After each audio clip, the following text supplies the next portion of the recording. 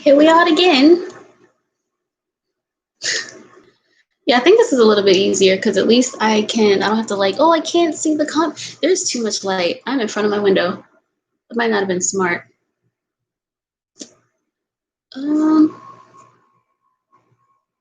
Okay, so now I can see the comments easier than on my phone. I asked on Instagram if you guys wanted to see the next live stream on my webcam or my phone, and the phone is better quality, but I have to keep tapping it to keep the comments visible. And here I look really washed out and grainy. So yeah, I'm just gonna wait for a few people to actually, how are you guys doing? Given everything that's been going on lately. This has been a stressful time and a mess. What a year so far. Not even halfway over yet. Got a long way to go. All right, I'm actually gonna try and maybe I should close my blinds. Is it me? I look very washed out, right? I don't know if my camera quality looks worse for me than you guys, but I don't want you guys to have to deal with this for the next hour and a half or so.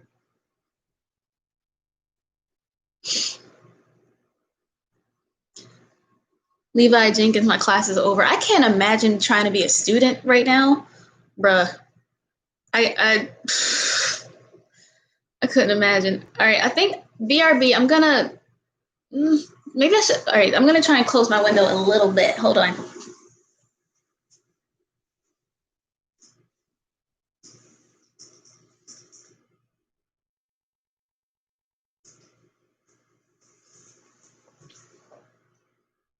That looks more grainy though. I should have did this before I went live. Okay, hold on.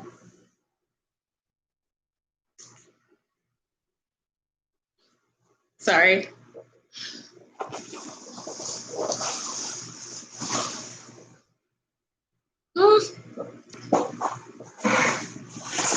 Okay, that'll have to do. All right, so we should talk. I'm wasting time.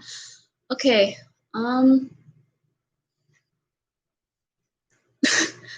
Bree, girl, I was about to go to sleep. My bad. See, that's the thing with time differences across the country. I don't never know when's a good time to go live. I've just started live streaming a few weeks ago, and I never know when's a good time to do it. Sassy M, are you in the U.S.? Yes, I am. I'm in the messy America right now. What fun. Oh, Nans be gone. Thank you.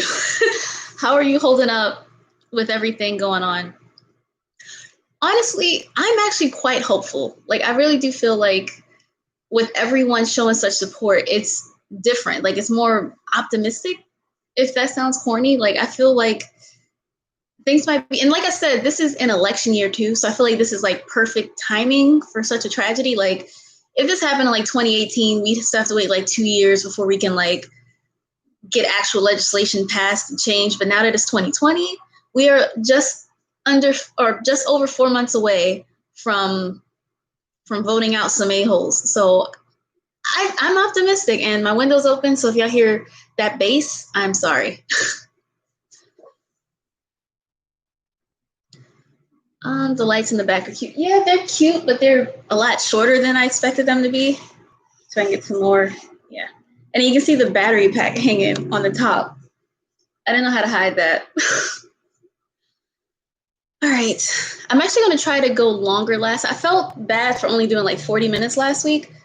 I am going to try to go for 2 hours today. Let's see how this goes. Do you have a tattoo? Yeah, I have 4. I have this butterfly music note one I got in Hong Kong. I got this in Korea. Actually, it says, I can't fall back now. I came too far. Hold myself up and love my scars. I got this 2 weeks after Chester Bennington from Lincoln Park passed away. I don't want to get too graphic, but I have a rib tattoo. It's from my favorite poet, Edgar Allan Poe. And it says, it's all that we see or seem but a dream within a dream. And then I have a dream catcher on my back, but I can't show y'all that because it's huge and it's under my bra and stuff. But yeah, I have 4 tattoos right now. But I want to get more. Yeah, Ivy Dean, I just hope we're not breaking a little too early. Ban people. Forget by November. Well, I mean, I hope, yeah. Honestly, I feel like if this was like September, it'd be a little more confident, but like it's summer. Like summer ain't even officially start yet. So people might forget about this in 2 weeks. I hope not. Oh, Erin. Hey, just listening and lurking. You know my friend Erin, we met in Korea. I did a few videos with her. She teaches, or she taught at a Hagwon, and I taught at a public school. So I got a lot of questions about like, oh, I want to work at a Hagwon, but I didn't know as much as she knew. She taught me a lot. So yeah, if you guys got some questions for Erin, I'm sure she'd love to answer some. All right. What are the items you think are needed for traveling to Korea? Honestly, one thing that I would bring deodorant, because American, or not American, but Western deodorant is like proper deodorant. In Korea, it's like girly and cute smelling. Like, I think the only major brand they had was Nivea, and that was like $8 for a stick of deodorant. I would say stock up on some deodorant. And that was a part of like my first care package when I was like, Mom, I need stuff. They sent me like actual proper menstrual pads because the ones there are really small and thin. And she sent me mad deodorant because their deodorant is expensive and cute. It doesn't really prevent sweating or get the job done. Jermaine Stewart, how are your Korean friends handling the protests, and are they giving support considering the country's love for Black culture? I wonder if we are receiving support for Black lives. Yeah, actually, yeah, there's a few. I forgot what the Korean, it's like hooking, I forgot, but it means Black lives are precious. And it's like a hashtag going around in Korea in Korean. And a lot of my like Black friends there are constantly posting on Instagram about the stuff they've seen Korean people post. And they're like, oh my gosh, like it's happening. Like we're getting support. So like, I feel like it's different for like Western audiences versus people who are like, aren't here and don't speak the language. I don't think them not saying anything is support for hate. I think a lot of them really just don't know. Like I've seen Mark from Got7, but he's American, so duh. I've seen Dean, which kind of surprised me because he's Korean. I've seen DPR Live. I've seen a lot of Korean, Crush, a lot of Korean people whose English isn't that great posting support. Taeyang from Big Bang. So we got support, y'all. Like we're not alone. That's why I've been feeling pretty hopeful these days.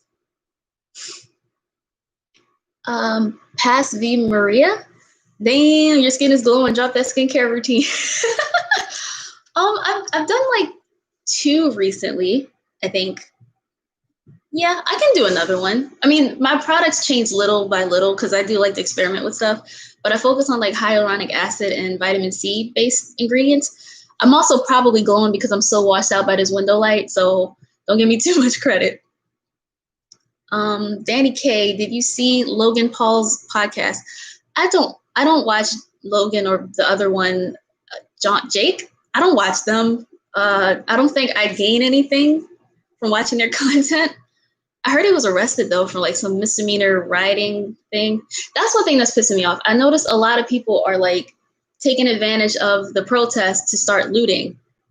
And now people are blaming all Black people for that. Like I've seen a lot of videos. Don't get me wrong, I know Black people are doing it too, but I've seen a lot of videos of white people who are just there to like spray paint on Starbucks. I saw a video of a white girl doing that, and this Black girl had to say, yo, don't do that because then they're going to blame us and they're going to get mad at us.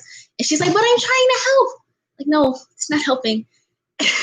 And I've seen signs of like screenshots of girls like, oh my God, what outfit? I need to find a cute riding outfit. Like, that's not what this is about. So, yeah. Oh, yeah. And I see a few comments about BTS. Yeah, I've seen the tweet. They supported it and everything. I think, honestly, they were probably trying to lay low a little bit because people were mad at Suga for sampling that cult leader dude in that song, What Do You Think? So to be accused of racism, we know Suga's not racist. Like, people channel their energy in the wrong places. But yeah, I imagine that probably has something to do with it, trying to like lay low a little bit, and especially with all this going on. But yeah, I just feel like people with platforms is great when they do speak up, but I don't think we should shame someone into doing it because then it's not genuine. Like if someone has like 10 million followers or whatever and they don't say anything, it's unfortunate. But if you say, hey, are you going to speak up? And then they do, it's not genuine. You know what I mean? Like it's they're shamed into doing it. They were forced into doing it. So yeah. David Cooper haters gonna hate. Nene, yeah, I was like, not sugar. When I saw that was trending, I was like, oh God, what are they accusing people of now? I don't know. I just like, for example, this whole Jimmy Fallon thing, people accuse him of being racist and doing blackface. We all know Jimmy Fallon is not a racist. I feel like people channel their negative energy and their outrage in the wrong direction. Like, there are legit racists out there. Like, we should be going for them, not Jimmy Fallon. Like, even Chris Rock, who he was impersonating. For those of you who don't know, Chris Rock and Jimmy Fallon were both on SNL together. And, you know, back in 2000, it was a different time. Like, we had movies like White Chicks. You had Dave Chappelle doing skits, being a white person, painting his face white. Like, we were in different times where jokes were jokes and it wasn't so serious. So, like, he did an impersonation of Chris Rock, and nobody was upset at the time. Even Chris Rock's like, I don't care, that's my friend. Jamie Foxx said, look, we got bigger fish to fry. I just, we need to channel our outrage in the right direction. Jimmy Fallon's on our side. Oh, whoa. I need to try and keep up with these chats, I'm sorry. Ivy Dean, thank you. Have you joined or will you join any local protests? I can't hang out too long on the live, but I just wanted you to know I support and appreciate you. Thank you. Honestly, I don't really know of any. And I know there was one. When I edited the video, when I was talking about we need to vote and everything and my outrage or whatever, I had my window open and I could hear people saying, you know, no justice, no peace, like in the distance. I was like, wait.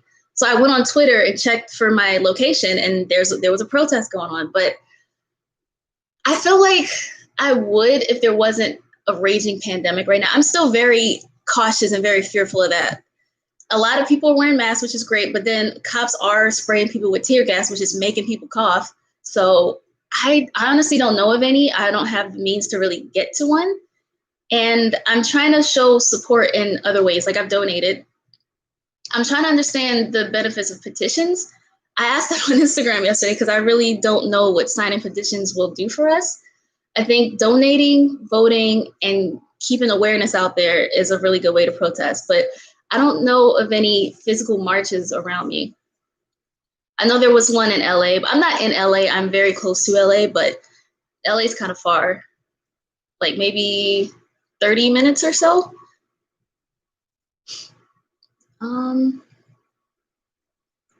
Kim Shi-jun, are there a lot of mixed Black and white foreigners in Korea? Do you mean like as teachers? Because I've seen a lot of mixed people as teachers, but like living there or born there, I don't really think I know about that.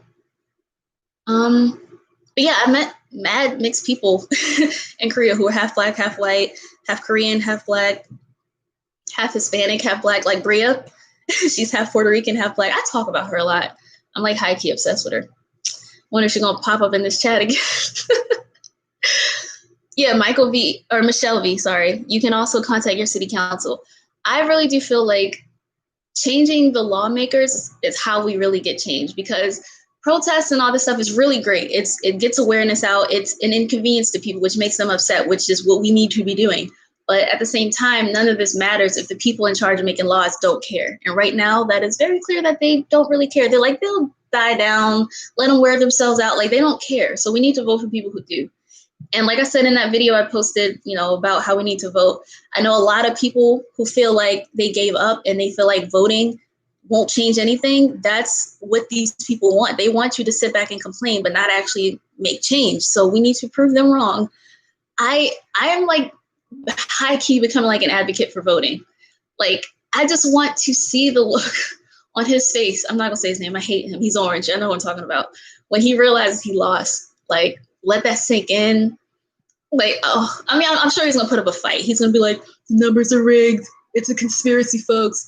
But we know what we know. Let me not do this right now. Okay.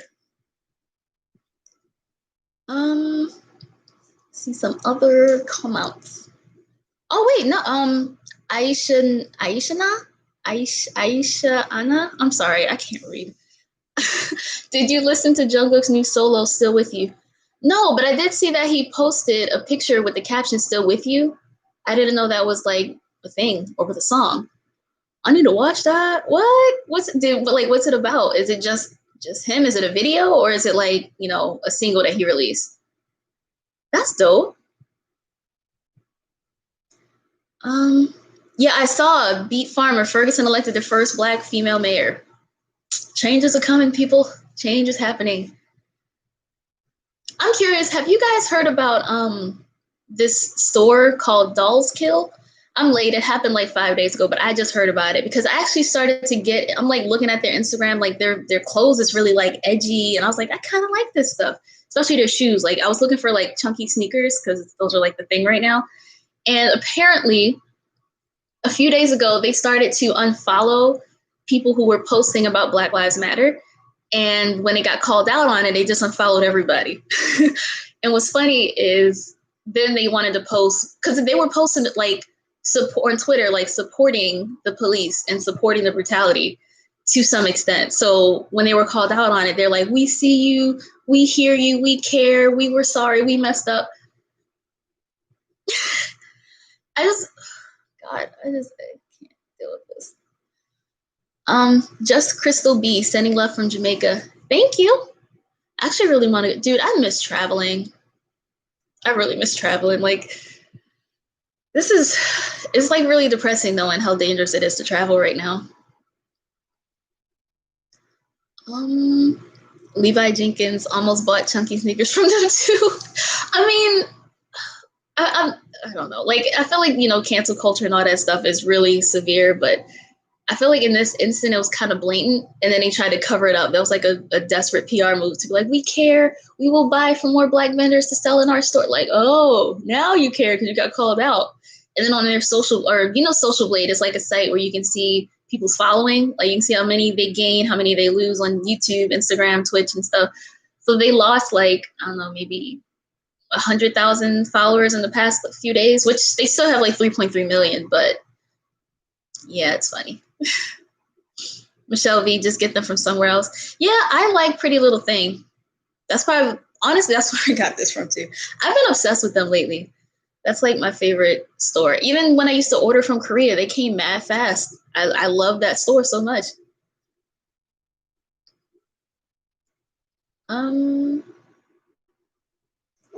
ADSR, love from Australia. I hope people in the US get the change and justice you have been fighting for. Me too. Especially like you see all this video of a lot of white protesters being attacked. Did you see this he's like 75-year-old white dude in Buffalo, and he was pushed to the ground so hard that he was bleeding and he just left them to bleed on the floor. Like, it's not even the bigger picture. Like, yeah, it's a black and white thing, but you can see that it's like a us versus racist thing in this oppressive system. Like, you've seen even those two college kids who were in Atlanta, they were tased and beat, and 6 officers were charged, and like 4 of those cops were black. I'm like what? Like, what? It's just, I don't know. Like, it's just this oppressive system, and people think they're better than you, and like they have this authority over you, so they disrespect you and attack you. And Beat Farmer, did you hear Ben and Jerry's statement? I didn't. Is it good or bad? I'm scared. What did Ben and Jerry say? I hope it was good. I like their ice cream.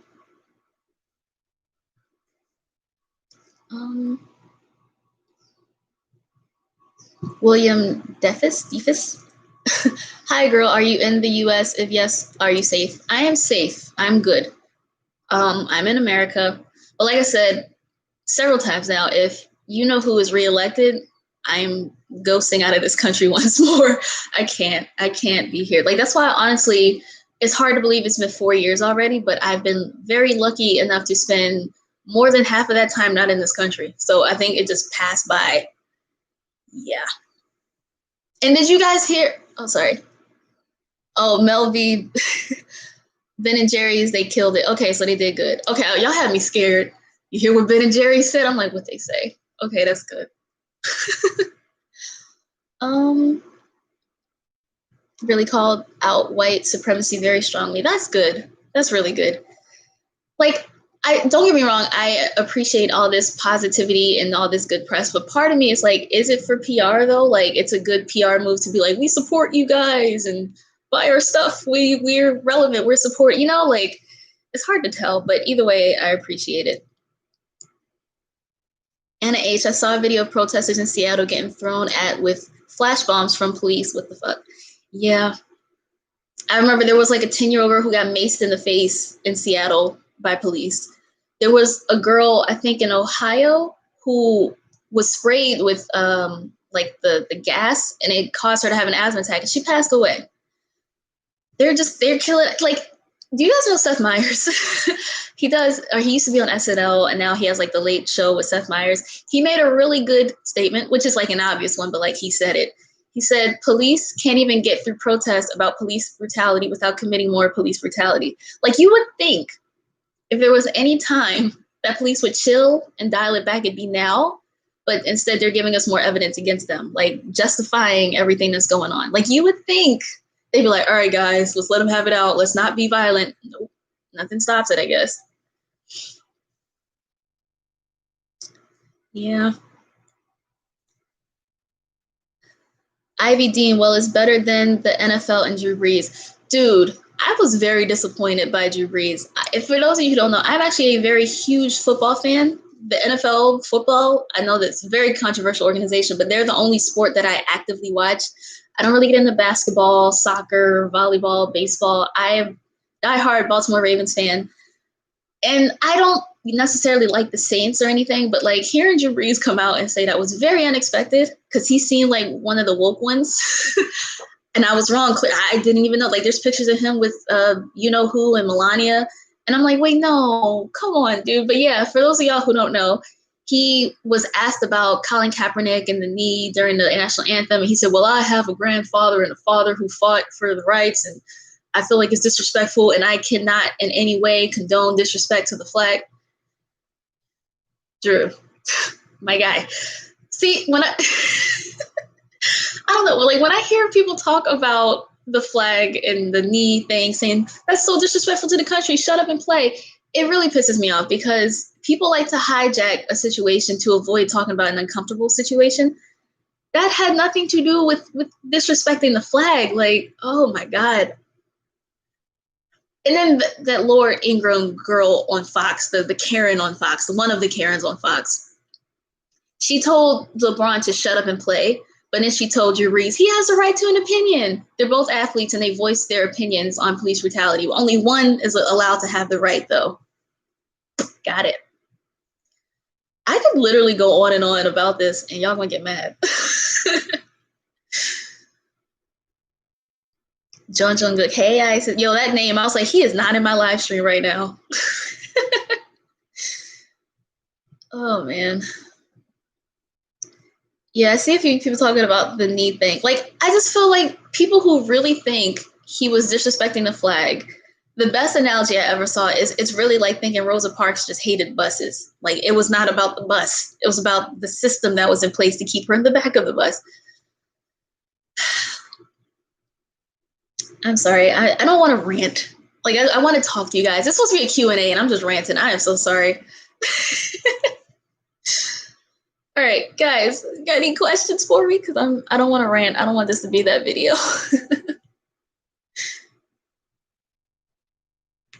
Take a knee, yeah. Just let me sit here and pretend that I'm Jungkook. All right, you can pretend. I'm gonna make a cup of tea. I need some tea right now too. Anna H, you have every right to be mad, girl. Thank you. I'm enjoying the rant.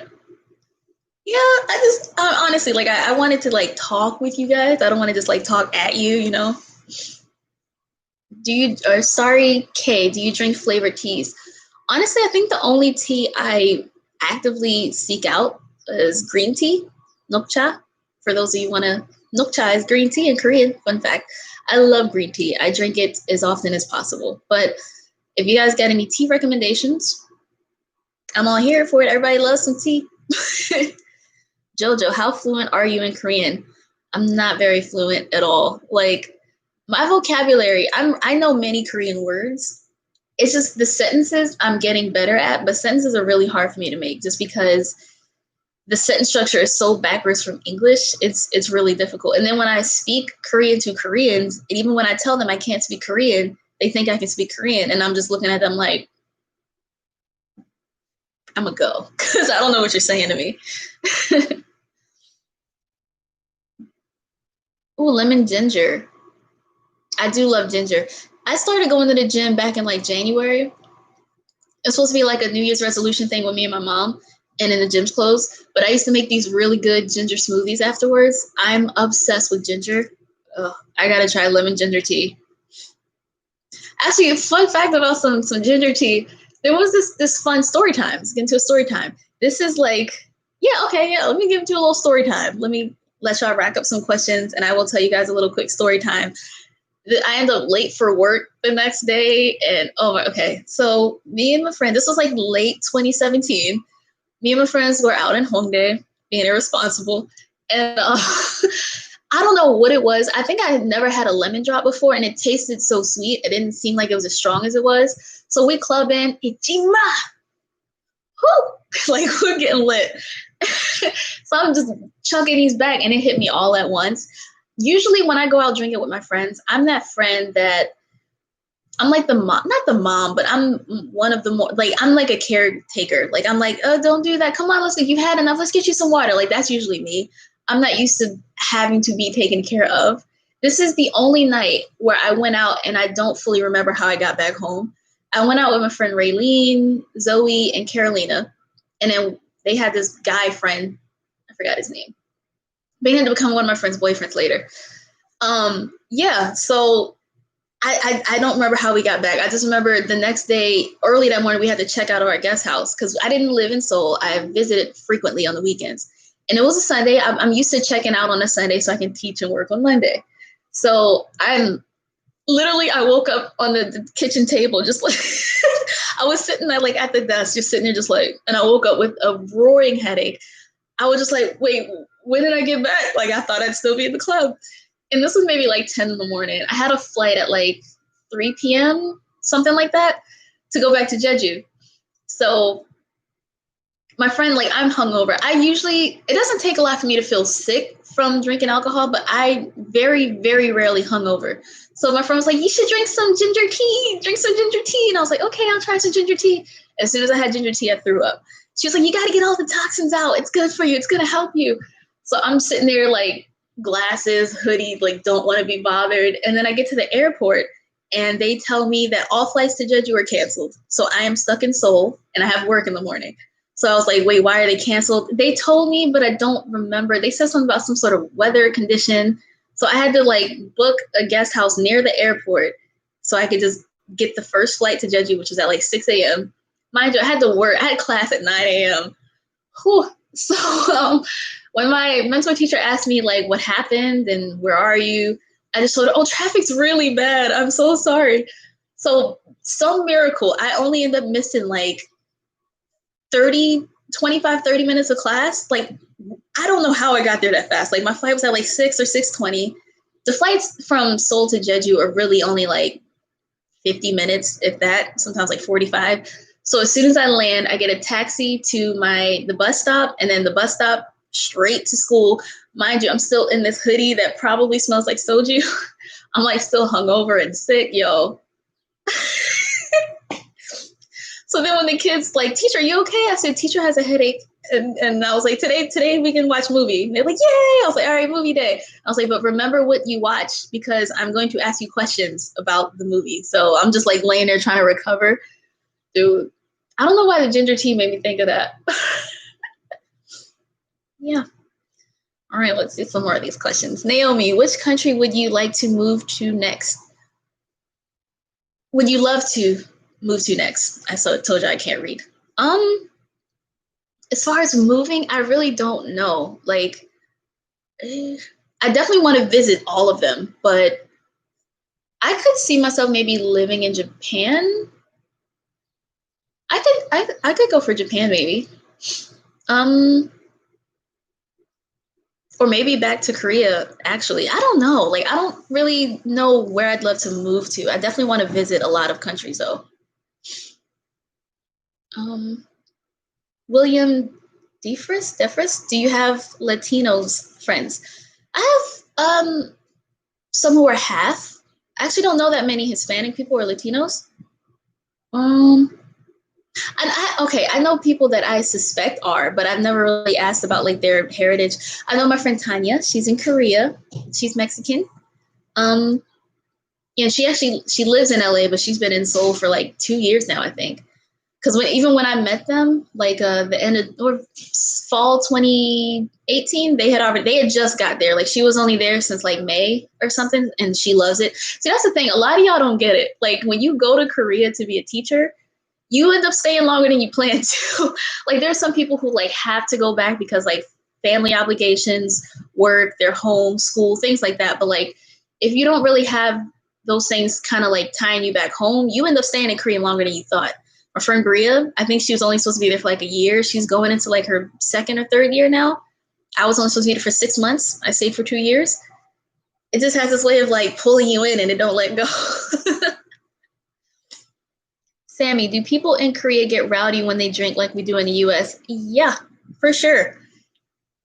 I mean, I don't not in a violent way. Like I know in America, it seems like there's a lot of like angry drunks who are blatantly just like, "You fight me, bro." I don't really see that in Korea, but people drink all the time where they want to sing and they're dancing, they're passed out in the streets, and it's normal, singing arm in arm with each other, more friendly. Drinking is they turn up, they really do. Um, I cannot pronounce that name. I'm sorry. Labhu Modhwadia? Are you still doing the flight attendant job?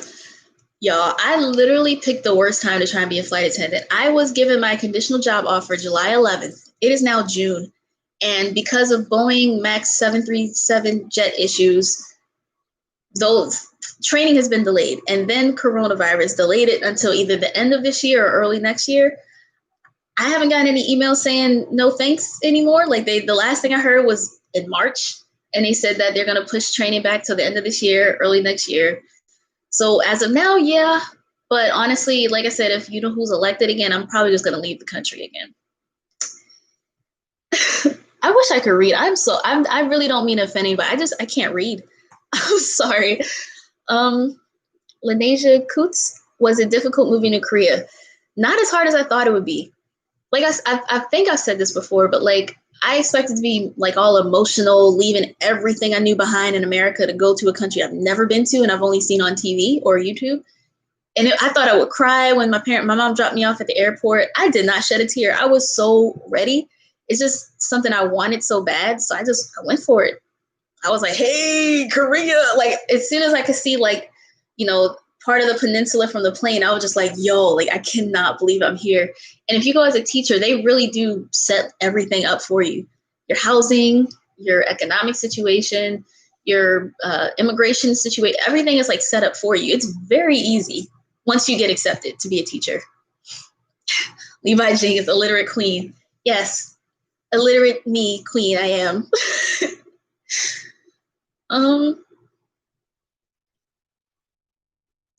Okay, this is a good one. YV Scarlett Maciel. Oh God, I'm sorry. How does the interview go for a Korean teaching job? What kind of questions do they ask you? That's actually a very good question. Okay, so let's see what I can remember. First of all, I remember it was very late for me because it was like early for them. I think my interview was at like midnight or like 1 a.m. or something. And they asked me, like, they put me in like a classroom scenario. Like, say one of your students is fighting and one student's crying, what would you do? They ask questions like, what experience do you have being with kids? They started like set up like a lot of scenario situations. Like, what would you do if your mentor teacher is supposed to be helping you for the day, but they need to help a homeroom teacher and you're teaching alone? Like a lot of stuff like that. I could probably make a video about like interview tips if that might be helpful. Honestly, my interview was a bit of a blur just because I was so nervous. Like, and then the person interviewing me, she didn't really give me much back. She was just like, okay, next. what would you do? And I was just like, I'm blowing this. Like, I could just feel myself like losing all hope. I just like, they're not going to call me back. So when I heard from them like 2 weeks later, I was like, I passed. Like, y'all want me? I could not believe it. I was like, Mom, I'm going to Korea. I was so excited.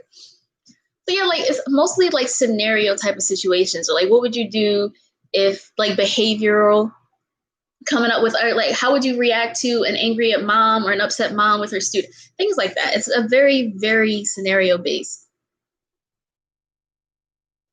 Heidi Pinedo, any interesting celebrity / idol interactions?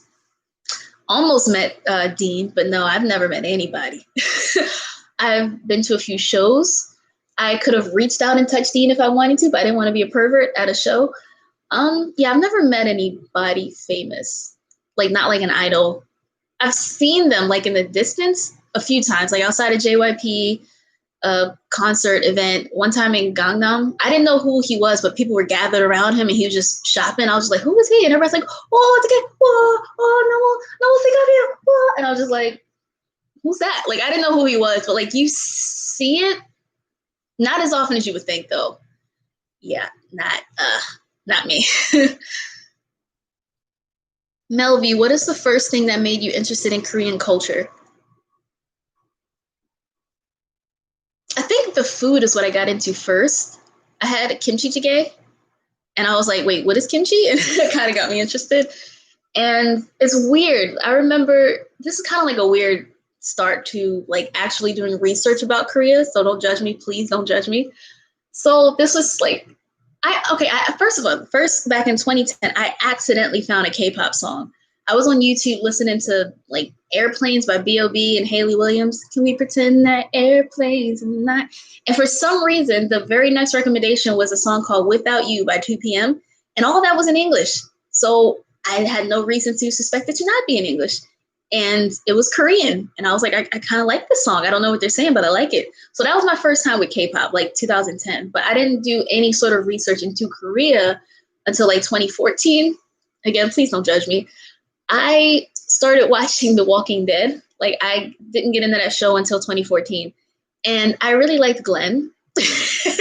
And I found out he was Korean. So I started looking up like clips of him on Conan, and then I started to suggest like Korean stuff and then Kim Jong-un stuff, and then the movie The Interview, and then YouTube channels like Simon and Martina, and it just spiraled from there.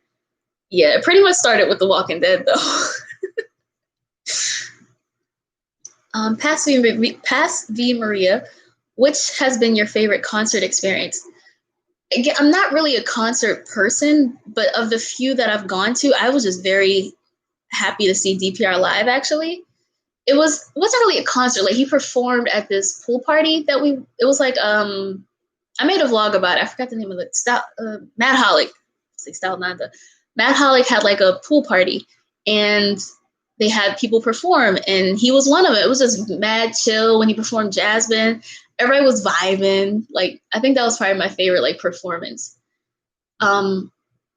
My favorite show, I enjoyed seeing Dean at the NBA buzzer beat thing back in 2017, but like it was so crowded and hot, the experience was miserable, but the performance was worth it. So yeah, it's different.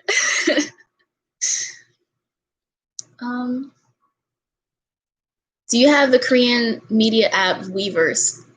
No, I've heard about it though, because like some people sent me a message from like a fan asking BTS to speak up about Black Lives Matter, and she wanted me to talk about my opinion of it. And she was kind of upset that I told her I didn't think they should be shamed into like speaking on Black Lives Matter, and she unfollowed me. But that was like I think the only time I've heard of Weverse. I've heard of it though, but I don't really know what it is. Is it kind of like V Live? Naomi, what song got you into GOT7? Honestly, I thought it was so cute. Like that was still not my favorite one. The one that really solidified me though was If You Do.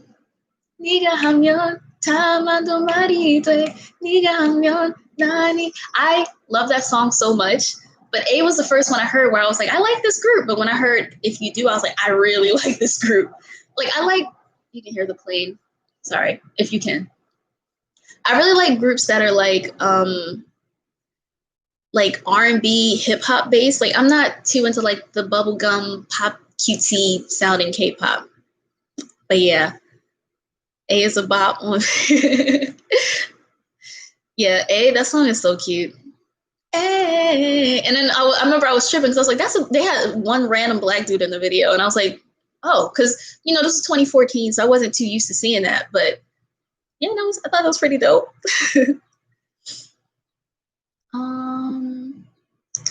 다른 질문 있어요? That means, are there other questions? Beat Farmer, have you watched extracurricular on Netflix? I actually haven't been watching Netflix lately. I've been living on YouTube, watching YouTube videos, watching a lot of Corey Kenshin, watching a lot of news coverage of stuff. The only show that I've like actively reached out to still watch is 90 Day Fiance, Naked and Afraid. I don't really watch too much TV anymore. Joan Beauty, hi Cece, can you please give us a playlist of your favorite K-pop music? That's hard. There's a lot of songs. I found this really cool like chill K-pop playlist back in the day, and there was this singer Bevy Mako. Pete the Koya. Sorry, I think his name was Bevy Mako. I feel like a lot of people don't really know him. It's very chill, very like low key R&B vibes. Bevy Mako, yeah. He has a song called Tongbin, which is like faded or like not here, sort of. Bad Dreams and Summer Fever. He's one of my favorite like low key Korean singers, I think. But as far as a whole playlist, that would be hard because there's a lot of music I like. I think somebody else that might be worth recommending. Because I feel like a lot of people I do like are mainstream, so a lot of people do already know about them because I'm basic. Alrighty. Oh wait, where'd that question go? I think that was a good one. Nadia Suko, did you visit Korea before deciding to move there? Nope, I had never been there. I just went. I just went for it.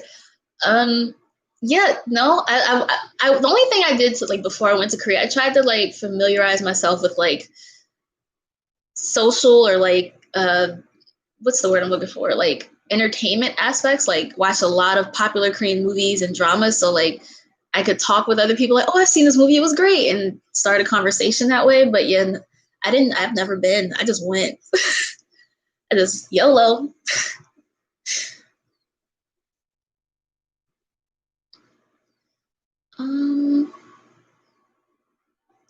Nadia Pugh, do you listen to the Stray Kids? Not really. It's just, I mean, I don't not like them. I just haven't really heard a song where I was like, it's a bop. And then I kind of feel like they're all babies. See, I'm 27. I can't listen to like a bunch of like 18-year-olds singing about love and life. It makes me feel weird. So usually with groups, if there's not like at least one member who's like in my age range, I feel uncomfortable listening to them. It's weird. Biddy Katie, can you still teach in Korea with only an associate's degree? Yes, if you go through the talk program. Literally, the talk program is the only exception in Korea where they accept an associate's degree. Everybody is 4-year, 4-year, 4-year, unless you're from like, I think the UK and South Africa, bachelor's is like 3 years. But yeah, talk program is the only exception you will find legally. There might be some shady under the table people who try to pay you in cash as a teacher. I've seen that on Craigslist, but yeah, talk program will let you teach with an associate's degree. Oh, everybody thought I was younger than 27. Girl, I'm Suga's age. Born in 1993. Oh, this is a good one. Scrolling. Stop this scrolling. Okay, hold on.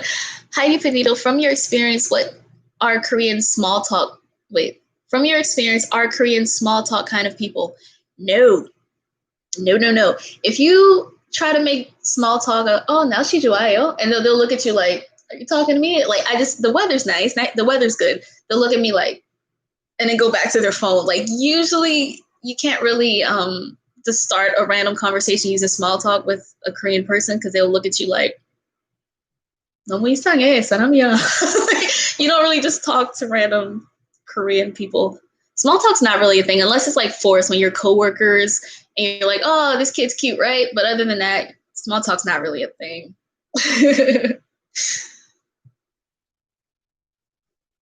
Okay, I will. Gloria Myers, chat going by so fast. My question, Pat. I'll try to scroll up to find your question.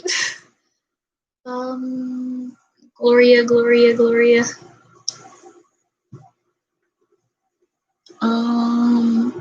Oh, okay.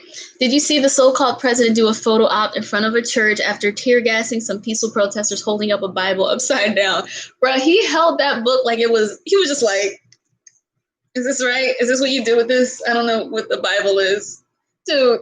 And then they tried to release a comment saying the people weren't tear gas when there's video of them, smoke being blown in their face and they're coughing and wheezing and running away. That is the most, like, I don't understand how he has such like Christian supporters because there's not a Christian bone in that man's body. I'm not the most religious person either, but I'm more Christian than he is. He really held it like, oh my God, I hate him. I'm sorry.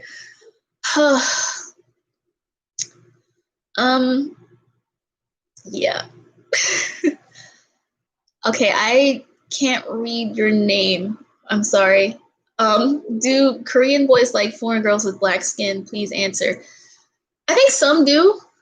Most, I don't really know. Like I've seen, Koreans walking and talking and arm in arm with black girls. I'm not sure how serious it's been, but like, I don't think, well, because in Korea, lighter skin is beautiful as like many parts of the world is, but I don't think having dark skin would necessarily cancel you out for them in a way, if that makes sense. Like I've seen interracial couples where the girl's dark or the black person has dark skin and they're together. So it's to each their own. Like I don't want to generalize all Korean people, like all Korean people love black skin or all Korean people hate black skin. Some do and some don't, Aisha, who is your BTS bias? Girl, do you not know me? Whose character is this? I am all about Namjoon. Namjoon since day one, literally. I love that man. I'm not subtle. I am yeah. Nance be gone. So Jaebum or Namjoon? Sorry, I know that's hard as fuck to answer. I gotta go with Namjoon. Just because yeah, I gotta go with Namjoon. That's actually not that hard. I like them both for different reasons. But yeah, Namjoon for the win, definitely. I feel like he's literally a genius. Oh my God. I love that he's so smart. That is like my favorite thing about him. He seems very creative, very artsy, very intellectual. And he's got the dimples. Like, come on, my guy. I love Namjoon. I like JB, but he kind of scares me. Like when he looks very serious when he means it. And I can be intimidated by that. Sorry, clear my throat. Okay, so 48 minutes. We're doing pretty good so far on time. I'm going to try to keep this going. I still find it weird that y'all want to talk to me. Like, there's 123 people here who want to talk to me. It's very flattering, but I'm like, really? I'm like, oh, thanks, guys. I didn't think this would be something I would keep doing because I was like, I'm going to do like one live and have like 2 viewers and never do it again. I didn't expect people to like tune in. This is the 3rd Friday so far. Danielle Garner, are any Koreans you know of protesting? I've seen mixed reviews. Like I've seen some people posting like locations for them, but then also saying it's a warning because, if you're a teacher and you go to Korea with an E2 visa, you're not allowed to like work. Not only you're not allowed to work outside of your school and make money on the side, but you're not supposed to like participate in political things or situations like that because for some reason that could get your visa revoked. So some people suspect that it was like a setup to try and get teachers like deported. I don't know how serious that is. I don't know if physical protests. I've seen like on social media. I've seen like a virtual protest of people like doing it online. I've seen a lot of hashtags going around in Korean, but I don't know about any like actual physical protests. Probably also because they're taking social distancing a lot more serious than we are here, clearly, because coronavirus is now peaking again in some states. So, yeah. Um,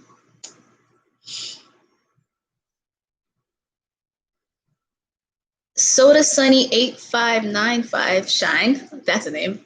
That's cute. What would you say is the best program to try and start learning Hangul? There was this very basic app that I use. I don't even have it anymore just because I deleted it. I'm gonna see if I can find it. It was the most basic app I could find. It was cheap or it was free. It had like this a purple guy with, oh no, okay, it's called, I don't know if I can show this. It's called Hangul Korea Alphabet. There are 500,000 downloads. It's Tegu Lagi. I don't know if that's gonna show well, but like you can see it's like he has like a red face and it says Hangul coming from his mouth. That's how I learned Hangul.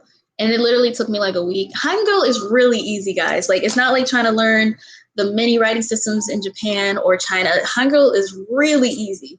There's only like 29 characters or something. It's really easy. But that's the app I use. Ashlyn Johnson, so you have to go to college to teach in Korea. Yep.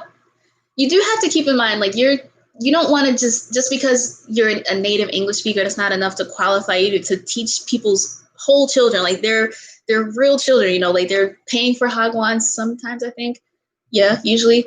And you want to make sure that these kids are getting like an actual education. And that's why you can only prove that, I guess, with a degree. You have to have a bachelor's degree in 99% of the cases. The talk program is the 1% where you can go with an associate's degree, but you have to have a degree to teach English in Korea.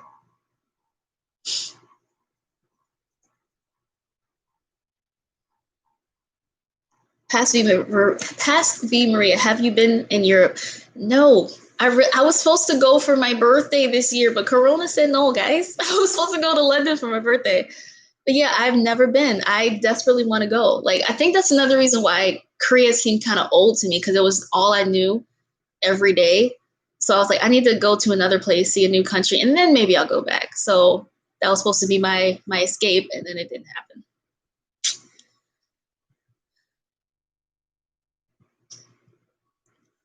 Um, Anisha, oh wow, you learned Mandarin? Yo, I could not. I still don't even fully understand the difference between Mandarin and Cantonese. I just know I think in Hong Kong Cantonese is more common, but when I hear it, I just don't know the language, so I can't tell the difference. But yo, if you can learn Mandarin, you can learn anything. Bee farmer, do you need a bachelor's degree in a particular field? It can be anything. You can study rocks like I did. I studied geology. You can study business management. You can study history. You can study science, education. It can be anything, any bachelor's degree, anything, which kind of blows me, but any degree will work. It's interesting. Raquel Ross, have you seen a Black doctor in Korea? I've never seen a non-Korean doctor in Korea. I think all Korean that I've seen, all Korean doctors, all doctors are Korean in Korea. Um, okay, some people are telling me to scroll up. Yeah, you wow. Okay, do you know any online programs to teach kids in Korea English from your home? There actually are a lot because I think also some of my friends who are teaching there now mentioned that like during, lockdown-ish or social distancing when schools were closed and stuff, they had to do a lot of their classes virtually. So it's making a lot of people go, oh, why are we paying to have all these foreigners here when we can just pay them from overseas at home? There are a lot of programs that let you teach Korean students English online at home.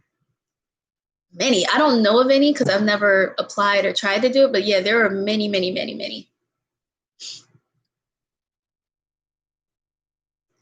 Nadia Sukul, are there only English teaching, none for foreigners in Korea, or are you able to teach other things, art, math, science? Not that I know. I do have a friend. She was the English teacher, but they had her teaching gym and science, but in English, which is not actually allowed. And I didn't know that until my friend Erin, who's over here somewhere, she told me, like, when you go there to be an English teacher, you're supposed to be teaching English. But they try to, like, exploit you in a way when they have you teach other subjects. But I don't know about too many foreigners there not teaching English because you're not really supposed to. It's only supposed to be English. This is a really good question. Okay, Sadia Reina, why do Koreans love to learn English? I asked my mentor teacher the very same thing. A lot of Koreans don't actually love learning English. It's more like to show off. And because it's like a business language, like you have to know English to do business in New York and London. That's just how it's viewed. English has become this language that's like an international business language. So a lot of parents like to show off their kids' English skills and like, oh, they're gonna go places and they're gonna learn.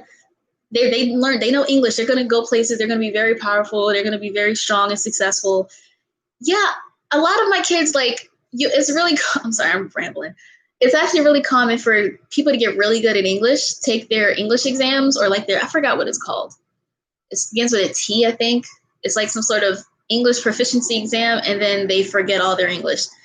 It's like they do well enough to pass, do well enough to get into a good school, and then they stop.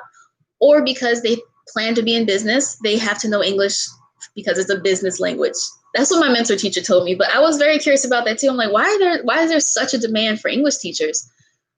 But it's not only in Korea, like in Japan, China, Dubai, Spain, uh, Vietnam, like everywhere, they need English teachers because it's a business language. It's very interesting.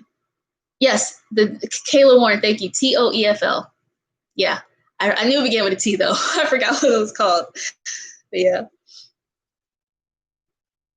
Um, oh, Gina Peace, how much do I have to save to school in Korea? FYI, I'm talking about college.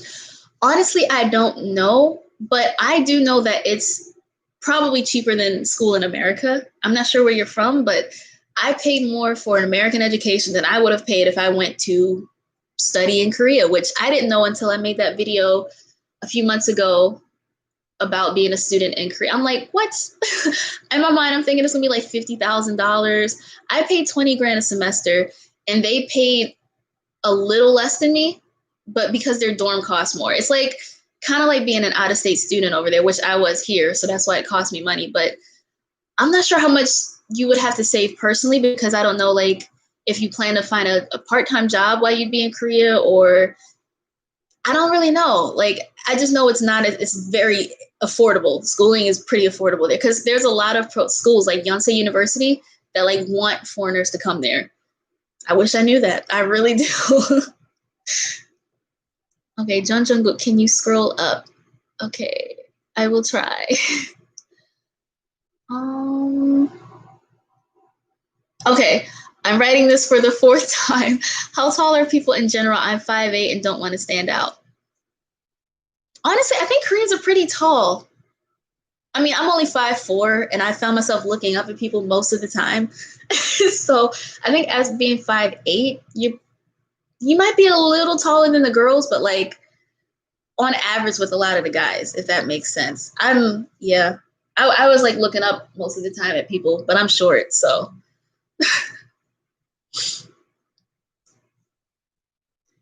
Sarah D36, have you ever heard of anyone being denied into the talk program even though they met the requirements?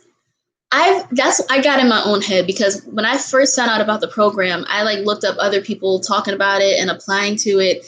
And yeah, I don't know. Like I've seen this girl talk about being denied in a video. She made a video about it, but then she reapplied and got accepted again. Sometimes it's not about being denied because they're just not interested. Sometimes they met the demand. Like they don't have the demand to place all the people who applied. So like when I saw her make the video about being denied, I was like, oh no, I don't do rejection well. So I was really scared. And like I said, I thought I blew that interview. I was like, yeah, they don't want me. I messed that up. But there are a few people who it takes more than one try, but I think most people do eventually get in. I'm not sure because they do accept recruits like every 6 months. It's like every fall or every February and every August, I think. So yeah, I don't think people stay denied. I think you just have to do it a few times. Um, Toby Yume, would you go back to Korea for a long time again, like 2 years? If the current a-hole in chief is reelected, for sure. I honestly, I don't know if I'd necessarily go back to teaching, because I was actually kind of pleasantly surprised and very grateful that my last visit to Korea, I got by with just YouTubing. I mean, I also had a friend who let me like live with her, but I'd probably like get a gochiwan somewhere and just do YouTubing from Korea. But I don't know if I'd ever go back to teaching. Not anytime. Because I mean, I just did it for 2 years. So I kind of feel like I want to do something else before I go back to teaching. I do miss the kids a lot, and like seeing their comments on my channel randomly. They're like, "Teacher, do you remember me from third grade in Jeju?" I'm like, bless you. But yeah, I would definitely consider going back for more of a long-term visit. Like I said, it just sucks you in. I was only supposed to visit for a month, my guy. I stayed for 3. And the only reason I even said, yeah, I should go home is because I didn't want to miss a third Thanksgiving with my family. So yeah, it's I could definitely see myself going for 2 years or more again. Sarah D36, can people live with you in a free housing provided? Wait, in the free housing provided? Honestly, that depends on the school. Like there are some, you'll see like a lot of like jobs on Craigslist, for example, it'll say couples okay. It's okay for you to move in with your husband or whatever. When I was in the talk program, they were like both from South Africa, and they were a teaching couple. They lived together. So the school was kind of happy they didn't have to pay for 2 separate housing. It's like 2 for 1. So situations like that, I'm sure they'd love it. But if they're not there as a teacher, I mean, I don't think they can really say like you can't have people living with you, you can't have anybody over. I don't think they really have the right to control that. I will say animals, like pets, usually aren't really allowed. Like my friend Erin, she's over here, the reason she applied through the Hog ones that she did, because they were more likely to help her find housing that was pet friendly, because with Epic, they don't really let you bring pets with you. And her dog Artemis, little cutie Artemis, we had to have him around. So people though, they can't say you're not allowed to have people living with you, I don't think. I feel like I take way too long to answer these questions. Sometimes I'll be in mid sentence like, wait, what was the question again? So I'm grateful that y'all are still listening.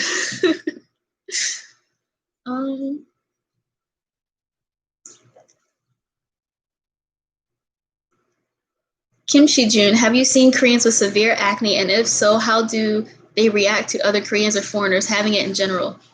Yeah, I've definitely seen Koreans with acne.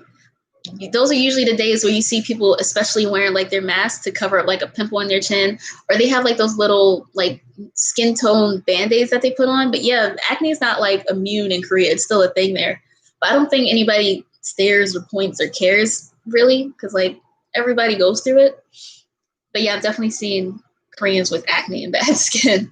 It's not as common, but like especially high school students, oh my God, seeing them get on the bus, everybody looked like pizza. It's what we go through, hormones and stuff. Being a teenager, ugh, it sucks. Beat Farmer, was teaching fun? Teaching was so fun.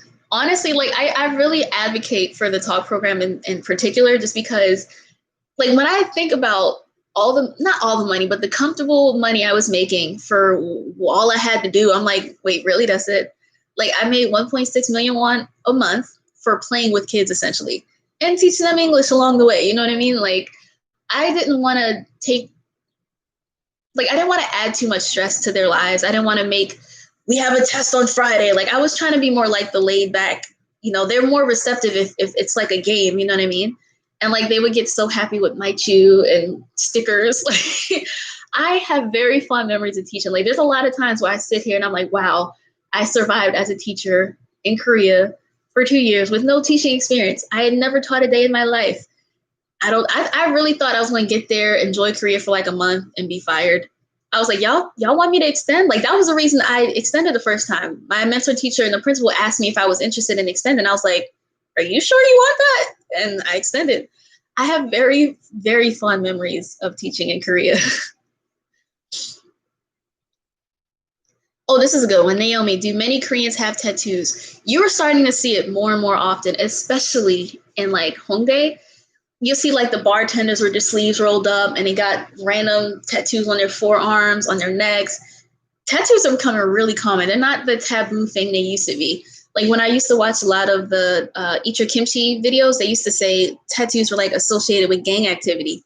That's not the case anymore. A lot of people casually have tattoos and nobody looks at them like, you're a thug. People just have tattoos. It was actually really common. And I love tattoos. So it was very refreshing to see. And even these days, a lot of Koreans are doing that like fake tattoo thing with the water on it. And it's like a style. So yeah.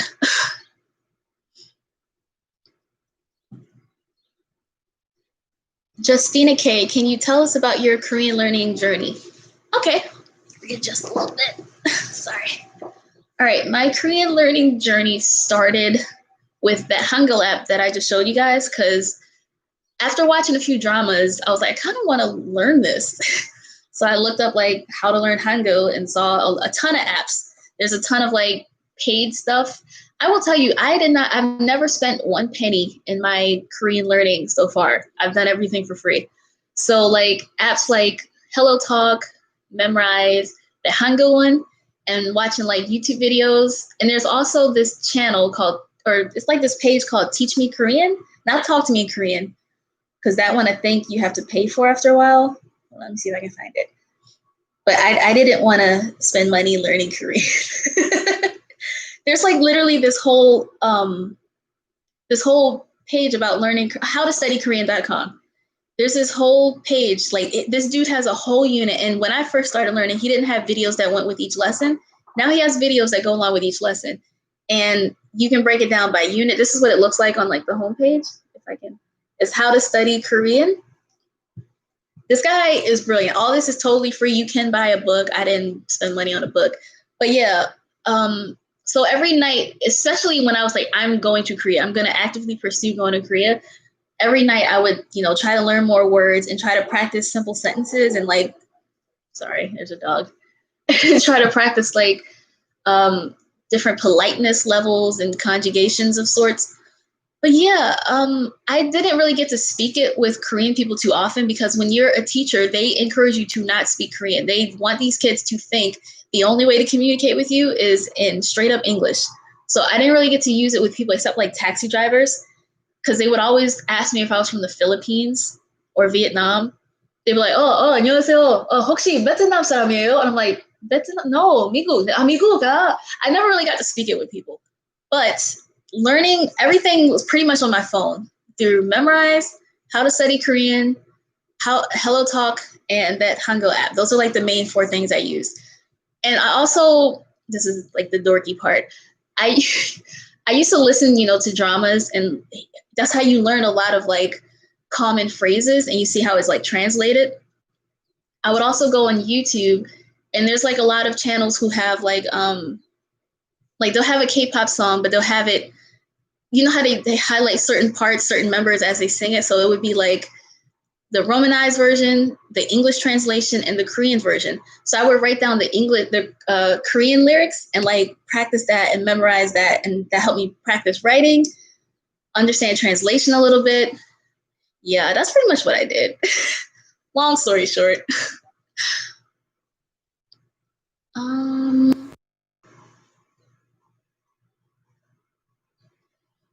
Queenie Melody. Okay, I'm sorry. I'm going to try to find your question again. Oh, you really want to know if Big Hit would hire foreigners? I don't really know.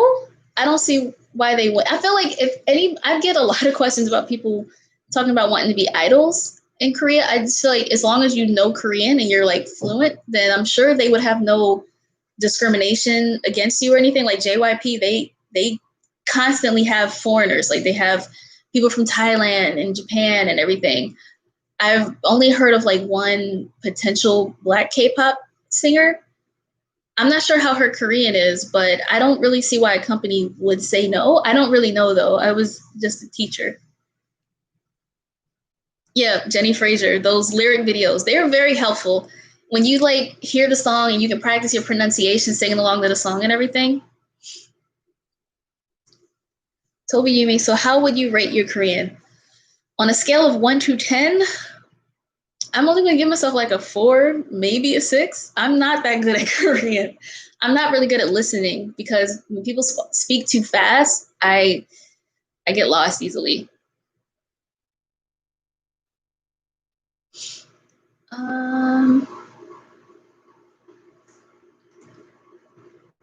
Okay, I'm so bad with these names. Fatu underscore TKR, what's the opinion of your Korean friends about, sorry, scrolling back up, about the discrimination against Black people? Korean media present the facts about BLM, and what do you think of BTS tweets about BLM and their donations? I don't think I've heard of any Korean people denouncing the Black Lives Matter movement. I think more of them are kind of surprised, like, wait, is it really like that in America? Like, do you guys know the YouTuber Gina Kim? She posted like, oh, wow, like I didn't know it was like that in America. I thought America was very welcoming and very diverse and safe and friendly. So I think this is like a shock to a lot of people, especially in Korea. They're like, wait, America's like that? And it's 2020? I didn't hear about the big hit or BTS big hit donation. I think it's great. And yeah, I mean, I do see that there was a lot of people pressuring them to say stuff, so that kind of got me worried. Like, if they did it to like, all right, fine, here, or or like, oh, sorry, we didn't know, here you go. So yeah, I don't know. Lai, which celebrities can you find in Korea? Not gonna lie, it used to be really Lai, not gonna lie, I'm sorry. It used to be really easy to see JYP artists because the way their old building, the company building was set up, there was like a Dunkin' Donuts right across from them, and you could just scope out all day and wait for somebody to come out. So it was really easy. I saw a few Twice members that way when I was hoping to see some GOT7 people, but their new building is a lot more like low key and it's more quiet and business. Actually, it's more like residential, so there's not as much traffic. But yeah, it used to be that you could see a lot of JYP artists like frequently.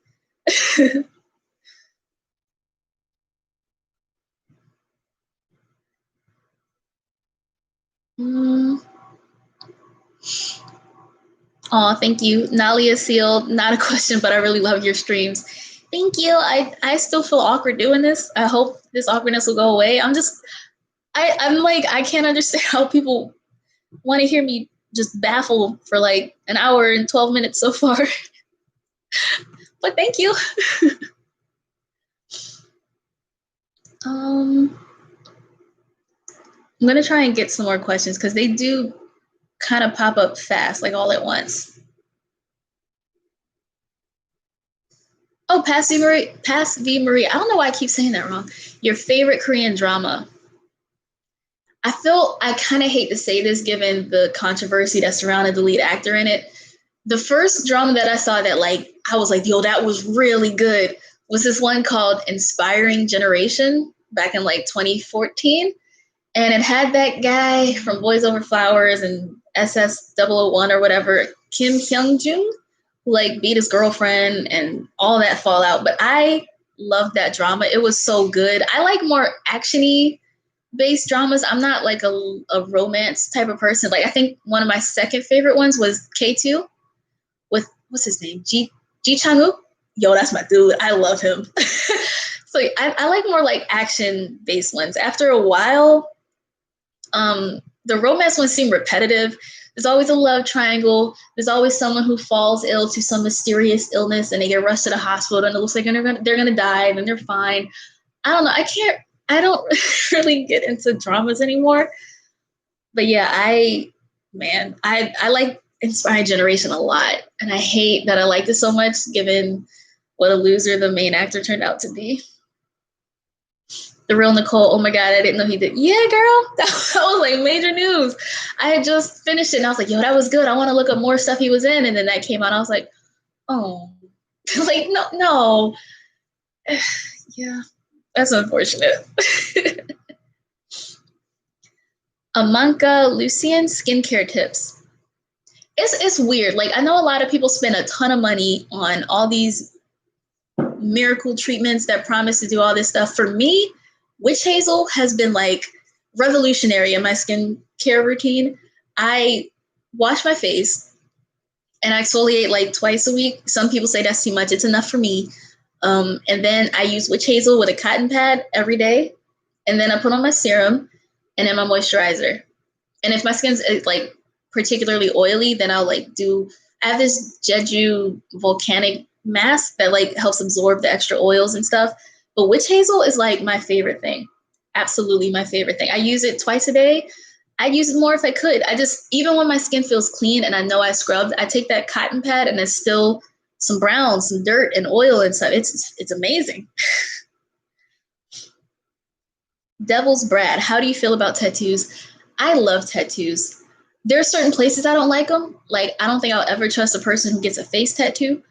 But for the most part, I love them. I remember not right before, but around the time when I first went to Korea and I saw Dean got that tattoo like on his neck and partially down his back. I was just like, okay, Mr. Dean, I see you. I love tattoos like a lot.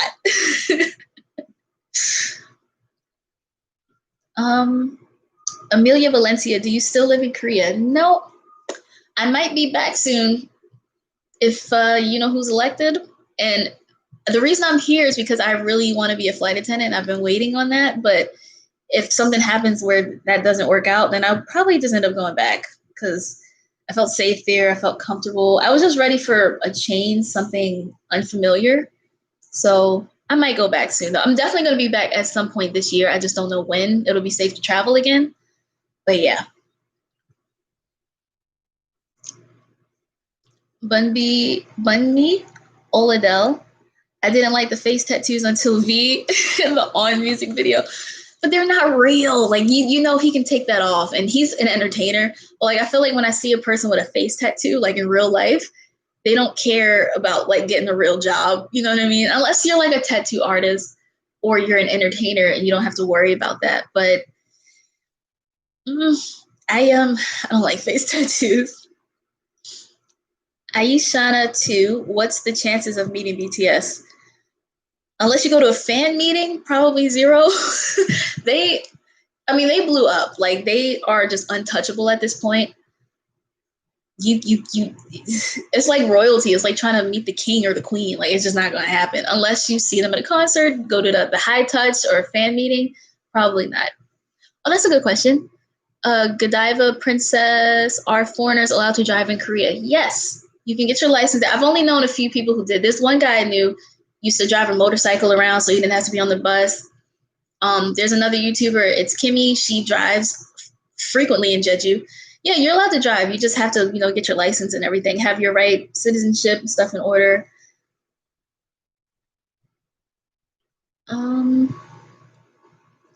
What K-pop? Oh, Shauna M. What K-pop groups do you like the most?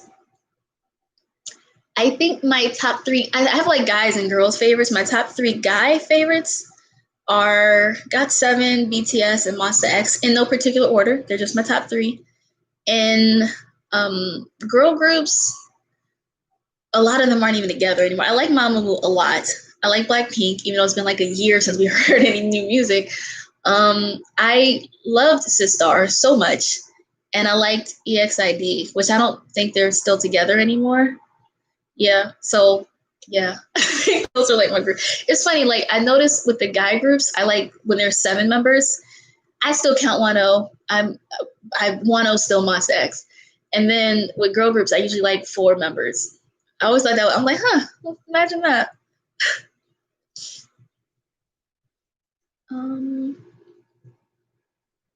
Oh, that's a really good question, but I can't read, so I don't know your name.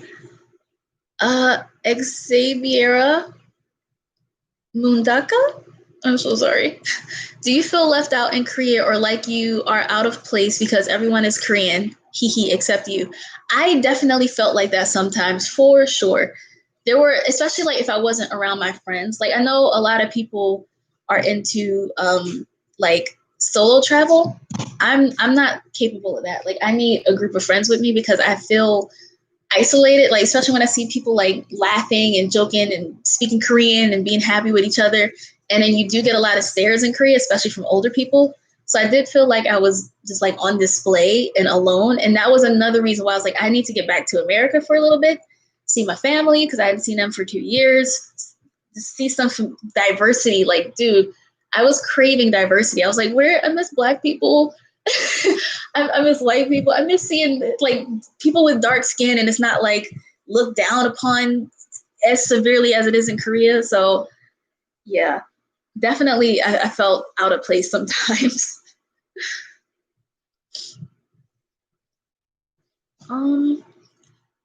Jeffrey Lalonde. Yeah, I heard Sour Candy, the song with Lady Gaga, but like, I mean, like an album, like a proper album from them. Like it's been way too long. I really, really miss some new music. I have roommates, so if you guys hear stuff, I'm sorry. Amelia Valencia, how did you make friends in Korea? If you work at a hagwon, you'll probably have coworkers your age who are foreigners. If you work at a public school like me, probably won't be able to hang out with too many coworkers. But when you go clubbing, that's where you meet a lot of people, and especially people from your orientation classes, people who like just joined your like EPIC program or your talk program. You all go through orientation together, and it's really easy to just link up and be like, yo, I'll be in Seoul this weekend, let's do something. Yeah, definitely clubbing and other teachers who are there with you.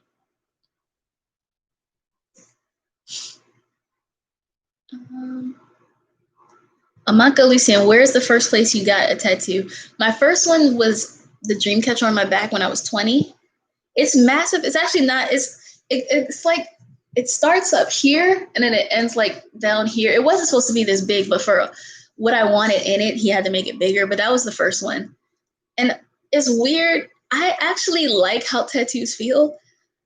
People are like, you're a sadist. Like, I know it's weird, but I kind of find it relaxing. Like, it's more annoying than painful to me, but I kind of like it. Oh wait, that was a good question. Think something about a flight attendant. If I can scroll up to find it. I've lost it. Oh, okay, got it. Devil's Brad. How has the process been trying to be a flight attendant? Do you regret leaving to come back to the US? No, because I left before I applied to be a flight attendant. I knew I just wanted to see my family and be around English and diversity for only for a little bit. I just didn't know what I was going to do next. Like when I first got home, the first thing I actually did was apply to teach in Japan. And I did this interview and everything, and it felt good. But I have a friend named Nikki who lives in Tokyo, and I was like, hey, what's the pay like? And because Japan's expensive, dude. I know everybody knows that.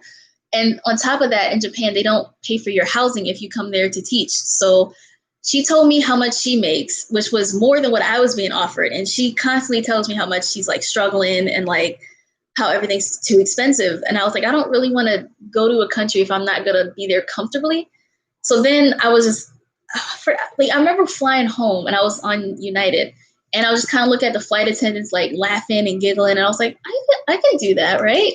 So I just applied. The first thing I did, the first step was, I think it was the end of March of last year. You can see how long it's been. The end of March, I first, filled out the application, answered the questionnaire, sent my resume. And then maybe a week after my birthday in April last year, they told me they wanted a video interview. And for the video interview, you just had to choose like 5 questions. No, there were like 5 questions, and you could sit there and record your answer to it and submit it if you liked it. If you didn't like it, you could redo it a few times. So that was towards the end of April, mid-April, and I didn't hear back anything until early June. And that's when they told me they wanted, that's when they told me they wanted me to pick a date for the in-person interview. So it was in Houston, and I picked July 11th, I think it was like a Wednesday and whatever. So like they put you on a flight free of charge. You do have to pay for your hotel. And I just, some quick like Red Roof Inn or something that was near the airport. And so what did I wear? I wore like a striped blouse. I had like a low bun. I had like a knee length pencil skirt with tights and flats. And they had a shuttle that came to pick me, and it was actually like 2 other people staying at the hotel with me who's being interviewed. And I was nervous because the guy said that he had interviewed with them a few months ago and they weren't interested. So I was like, oh no, like, but you seem great. So I was really nervous. And I remember we, got taken to this, it wasn't a huge room. It was like a long lecture room. And they had like rows of like 4 or 5, and they were all full of people. And it was like a projector in front. We had like this presentation. And, they were like, so welcome to the United family. And if you made it this far, you made it so far. You're more interesting than a lot of applicants, so you should be proud of yourself. And I was just like looking at all the competition. I was just like, they're not going to want me. So then after like an hour of like, this is what our company is, they took us to individual rooms and they kind of like, they split us up. So we're like thinking of like this divide and conquer, like what's happening. And I met she was a very sweet lady. She was very nice.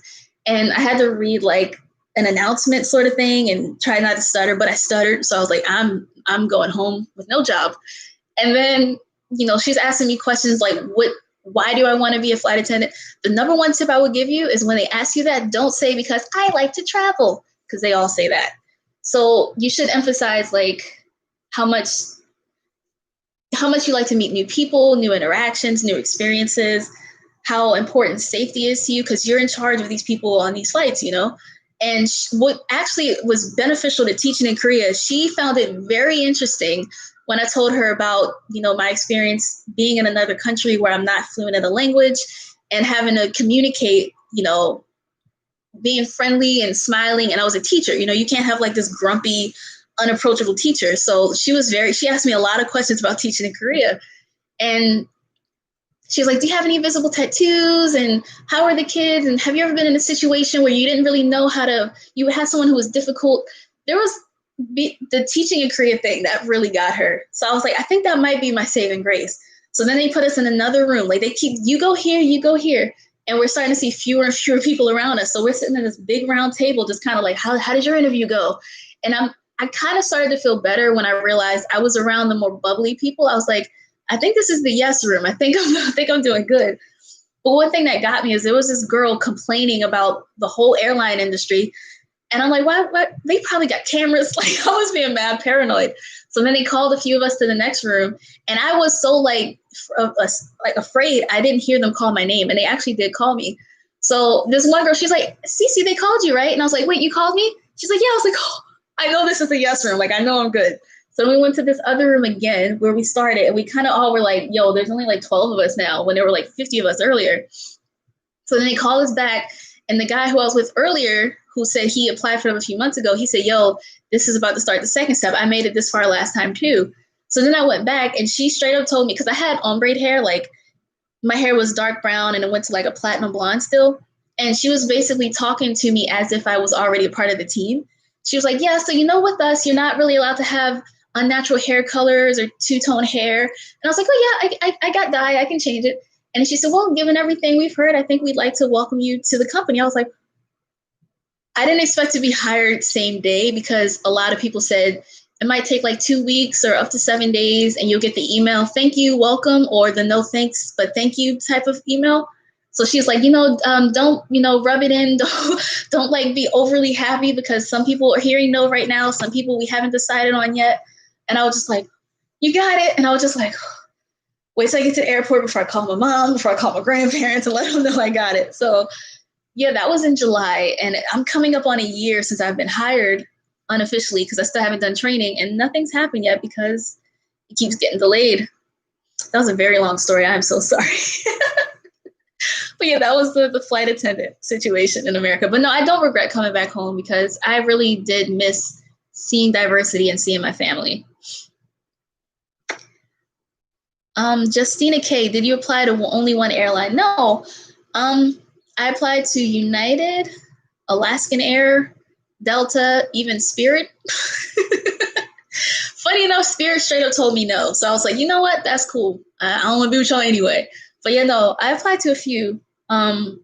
United and Delta told me they were interested, but United just progressed faster, which even though it seems in hindsight, like it really wasn't as long as I thought it was, especially given the weight that I've been in now. But yeah. Amelia Valencia, what city did you like in Korea the most and why?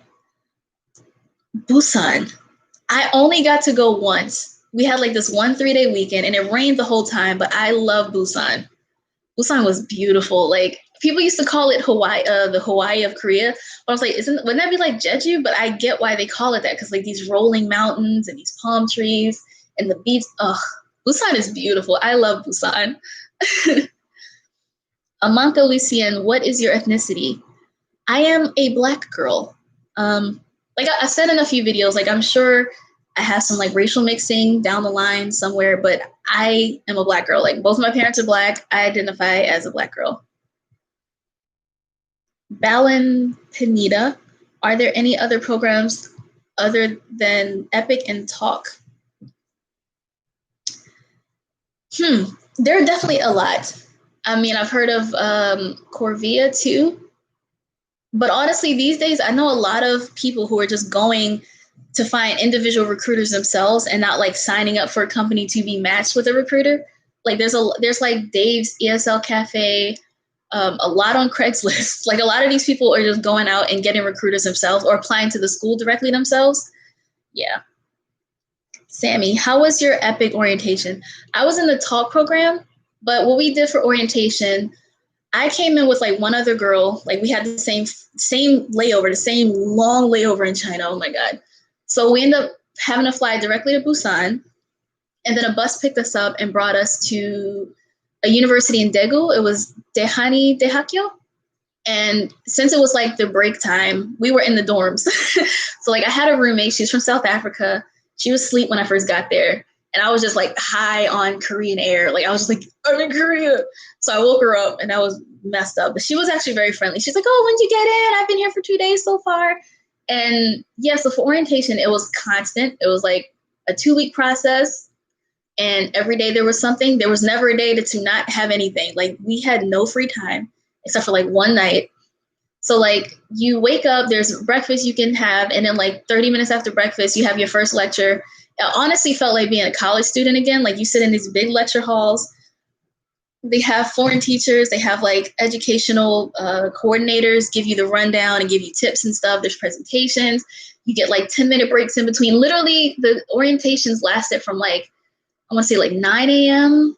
every day until like maybe 5 p.m. or 6 p.m. actually, because then we had dinner and then you had a few hours in your room to like prepare to do it all over again. But honestly, it was very helpful because there were practicums where we had to use the other teachers as students and put together lesson plans. Like it's very helpful. And that's a really good way to make friends because a lot of these people are going to be in the same province with you. And I'm pretty sure it's like similar with Epic because Epic and Talk are like sister programs. It's just the locations and requirements are a little different. But yeah, orientation was very thorough, very long, but very helpful. They also try to teach you like cultural aspects too. Like they tell you about holidays and different foods. And they even have like, it wasn't very thorough to be honest, but like they had like a Korean lesson. So like they try to teach you some Korean to get by. But if I went there not knowing any Korean, I don't think I would have learned anything, sadly. But they here's some good places to hang out if you're in Seoul. Here's some cool places to see if you're in the countryside near Gangneung or whatever. So yeah, it was very, very helpful. Lazuli, do you have story times from Busan? Do I? Okay, I was only there for 3 days, but there was this interesting encounter. I'll talk about it here, but I might make that like a full story time or something. So me and my friend, she had her sister come in from Florida to visit. And we had this 3-day weekend because it was Children's Day. So we're like, yo, let's finally go to Busan. And it was me, my friend Caroline, and her sister. And I was using Tinder. I was being stupid. I was trying to find someone in the area to like help us get around, maybe translate some things for us, or just show us what we could see. You know what I mean? So what had happened was I met this dude. He was, very normal at first. Like he was like, yeah, I'm from Busan. I'm like a model here. He was not a model. First of all, I was more surprised with how short he was in person. Like I'm not one of those people who's like, you've got to be 6 feet to hang out with me. Like, I wasn't expecting him to be like tall, but I didn't know he'd be shorter than me. Like he was like this tall. And he helped us take these really good photos. Like if you guys have seen my Instagram, we have this really cool shot where I forgot what it was called, but you can see like the Busan Bridge in the distance. It's like nighttime, and you see like the puddle reflection of the city lights, and me and my friends' silhouettes in front of it. So yeah, he was really nice. And then we're like, yeah, so it's late. Me and my friends are gonna go back to our Airbnb, and he started to like whisper stuff in my ear, like, "You're so hot." I was just like, "Thank you." And my friend Caroline, like, bless her, because she can always tell when you're uncomfortable and when you're like, my girl, SOS. So she's like, yeah, we're gonna go. My sister's really tired. And he was just like, you're so hot, you're so cute. When are we gonna see each other again? And she like got in between us and was like, yeah, we're gonna go, but thanks for the tour. You know what I mean? But yeah, wow, yeah, that happened. Okay, I'm sorry. LB, do you get to pick which city you get to work in? It depends. Like if you pick a recruiter, they give you several options. Like they were like, oh, there's this job in Pohang, or there's this job in Incheon, there's this job in Jeju. And if you're not interested, then you don't have to apply there. But if you're in like the talk program, it's totally random. And it's funny because I remember when I went to my interview at the like, was it a consulate in New York or something? Because my school was in Jersey and the closest one was in New York. So I'd go all the way to New York. And I remember, having all my paperwork ready, being all dressed for the physical interview. And I was just like thinking, please, anywhere but Jeju. I don't want to be in Jeju because I want to be close to like the culture, close to stuff. And then in the interview, he's like, how would you feel if you were placed in Jeju? And I was just like, that sounds great. I didn't want to be picky. Like, can we not do Jeju? And then I'm just not considered anymore. So in the talk program, you don't get to pick. Epic, I'm not sure. With recruiters, you do have more freedom because you can just not apply if you're not interested in that place. Yeah. Jenny Fraser, I met this dude, always needs a troublesome story. I mean, it wasn't totally troublesome. It was more uncomfortable. Like he really was like, you're so hot. And I'm like, where is this coming from? Because the whole night he was very cordial and cool. Like he was normal. He didn't give off creepy vibes until I was about to leave. You're so hot. Okay, thank you. Oh yeah. Muffin. I heard deodorant isn't really common in stores in Korea. Is that true? I mentioned this earlier, but yes, it's very true that deodorant's not super common. The only place I would go to find it was Olive Young. They always had Nivea. Like Nivea was the only brand, and it was always like $8 or $9 for some deodorant, and it was like the little short ones. So yeah. Meaty, hello. I cannot believe y'all are still listening to me talk. Like I like to talk, but I feel weird when I talk too much because I feel like people are like, girl, shut up. So like, I'm probably gonna log off in like 20 minutes or so. Yeah. Yeah, LB. So yeah, in the talk program, you don't get to choose where you teach. Epic, I'm really not sure, but I kind of imagine it's probably the same thing because I feel like everyone would flock to like Seoul or Busan. So it's like you just take what you can get.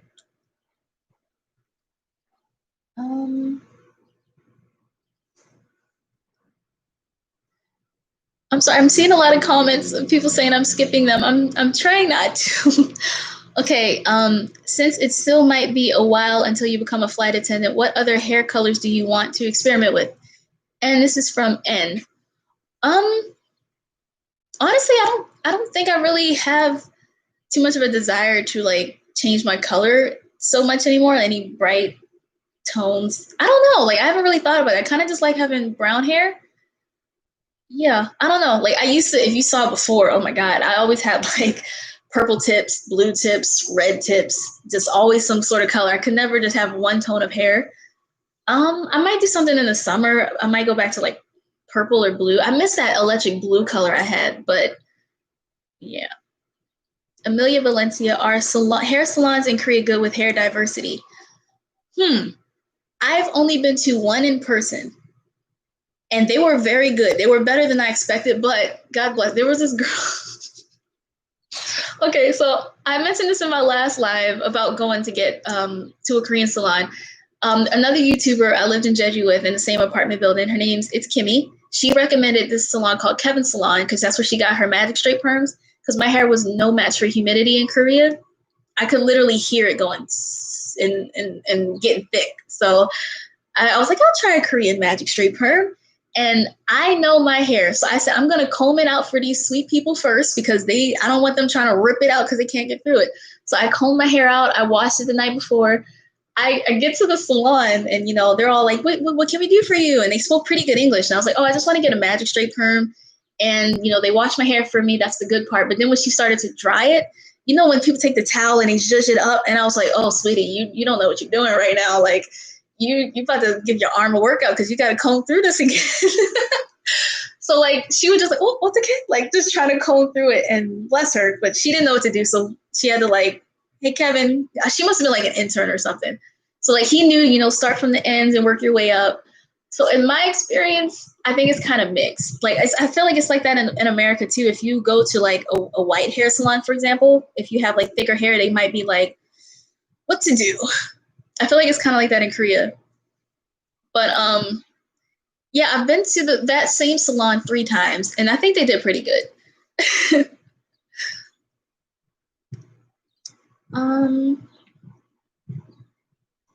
LB, do recruiters pay for your accommodation?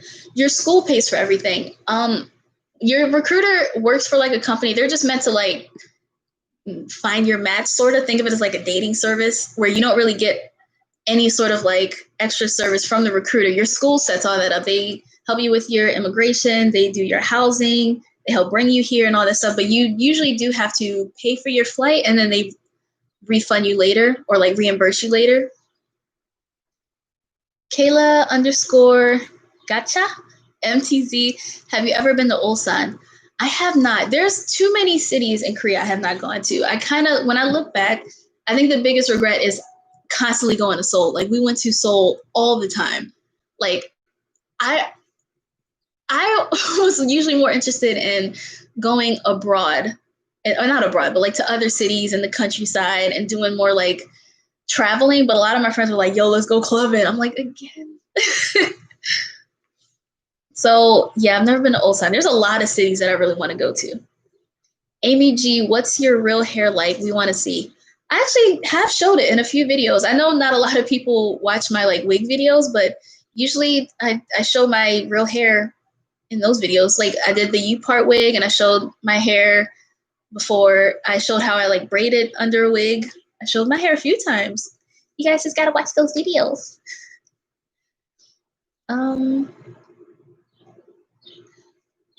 A fearful Jeffrey, I like that name.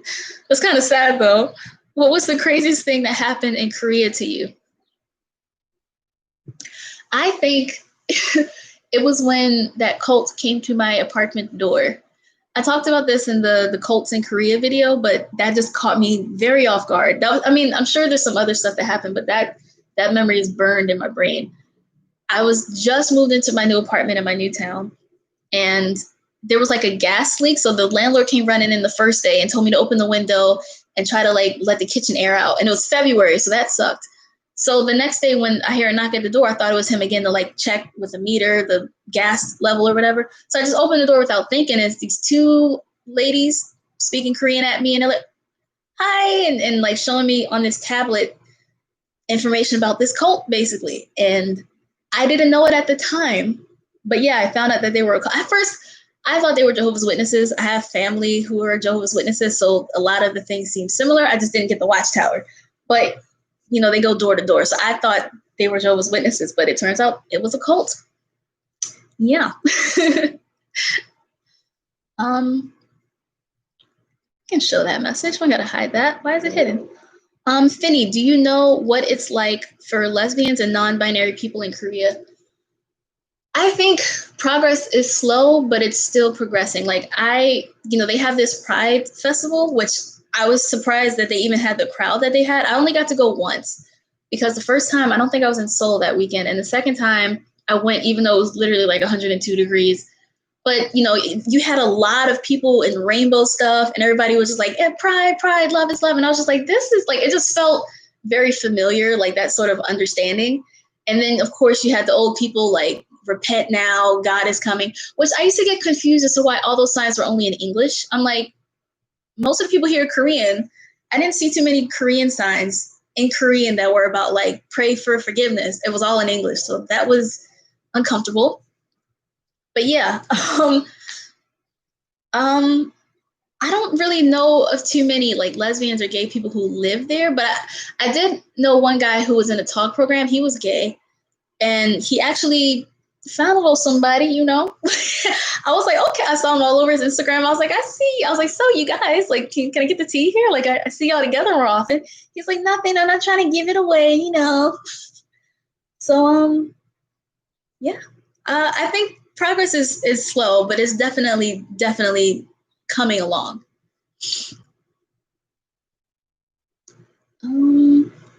Okay, we've got about 15 minutes left.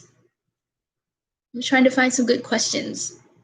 MH Glasses 16. Do you shop at Amazon? I don't really like Jeff Bezos.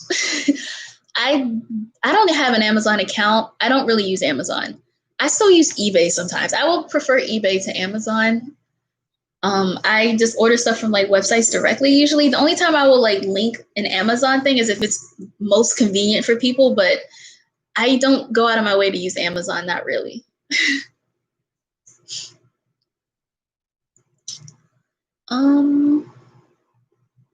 Try to find some more questions.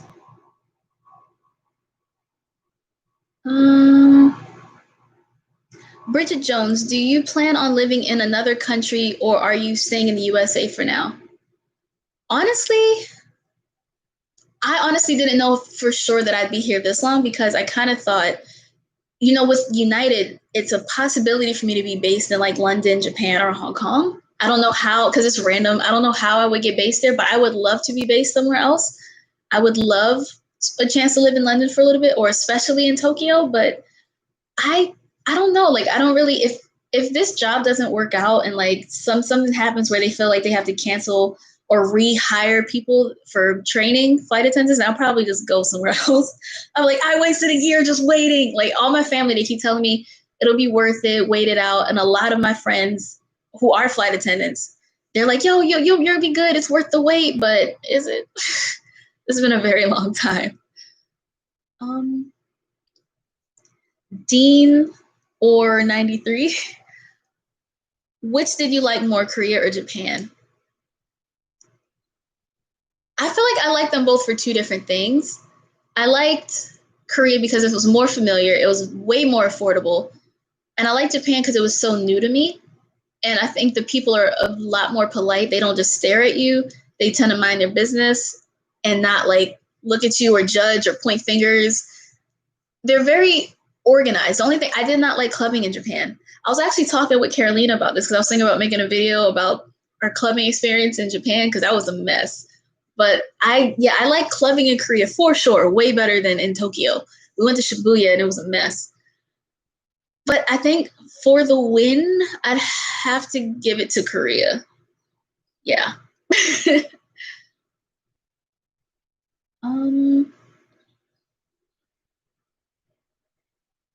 Okay, I'm just trying to make sure because I see people telling me that I'm skipping questions. And I'm really trying not to.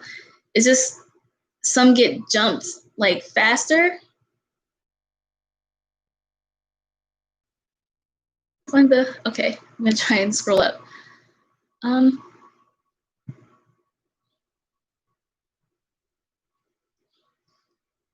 Okay, yeah. Toby, I made a video about the cult because it happened again.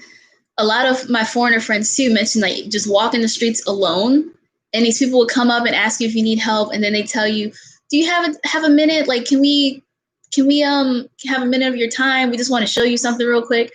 And it's usually that same cult. I forgot what it's called. Yeah, I forgot what it's called, but I first learned about it on that there's like this. There was formerly very popular website for teachers in Korea, but they started to charge Weguk. It was on Weguk, and people were warning about this cult, and I'm like, yo, is that what's happening? And it's not just Korea, it's just they happen to be pretty big in Korea too. All right, let me scroll back down. Oh, Sharubi, thank you. Love you, queen. Oh, we're all queens here. Jeffrey Lalane, favorite Blackpink song. I like Whistle the most, I think. And that's probably that one and Playing with Fire, probably the ones that help me with pronunciation, or like that's one of my like go-to show-offy karaoke songs. One thing y'all should do is like try to learn a few songs in Korean to memorize, because when you sing that at karaoke with like your boss and your coworkers, they're so impressed. So like when I whipped out Whistle, 이대로 지나치지 마요. 너로 나처럼 날 잊을 수가 없다면. They were like, whoa, you know Korean? I was like, nope, I know that song though. But yeah, I think Whistle is my bottom. We padam padam. I love that song so much. Abina La Rose, what's your favorite Korean food? Ooh, that's tough. I am a sucker for good old pork belly. Samgyeopsal is like my go-to. I also love mulnaengmyeon, like ice noodles in the summer. That hits the whole spot. It's amazing. I love kimchi jjigae in the winter. And I love kimchi bokkeumbap, which is like kimchi fried rice. Yeah, I like kimchi a lot.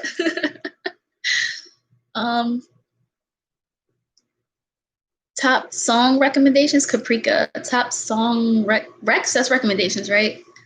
I don't know. Like it's weird. I still think one of my all-time favorite songs to come out of Korea is Focus by Just Two, which is Yugyum and JB. I love that song so much. Now focus on me. That video, and I'm just like staring, like I am all the way focused, like just staring at them. And how would you describe kimchi? That is a difficult task. Because a lot of people make it differently too. Like sometimes it's very spicy. Sometimes I'm like, oh, that's pretty mild. It's not so bad. It's very like, it's kind of bitter, but it's also like a little savory. I really can't describe it. Oh my God. Like, help me guys. How do you describe kimchi? Like it's refreshing to me because it's usually cold. And like, if I eat it while it's hot, like hot outside, it's a bit refreshing. I don't know. That's weird.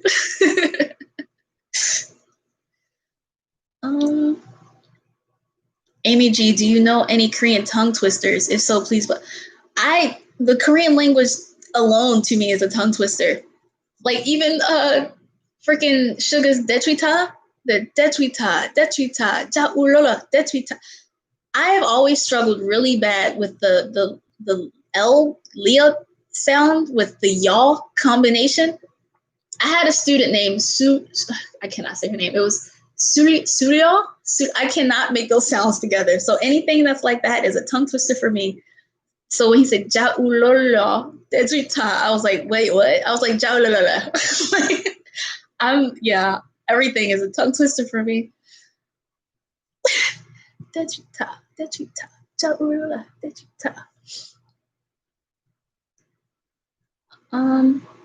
wait, brown skin Brene, you gave one.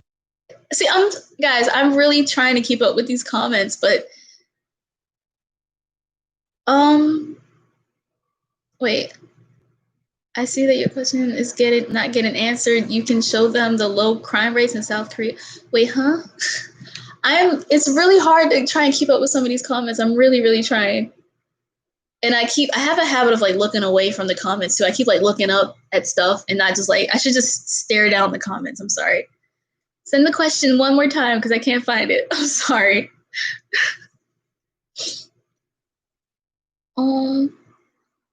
If you're still here.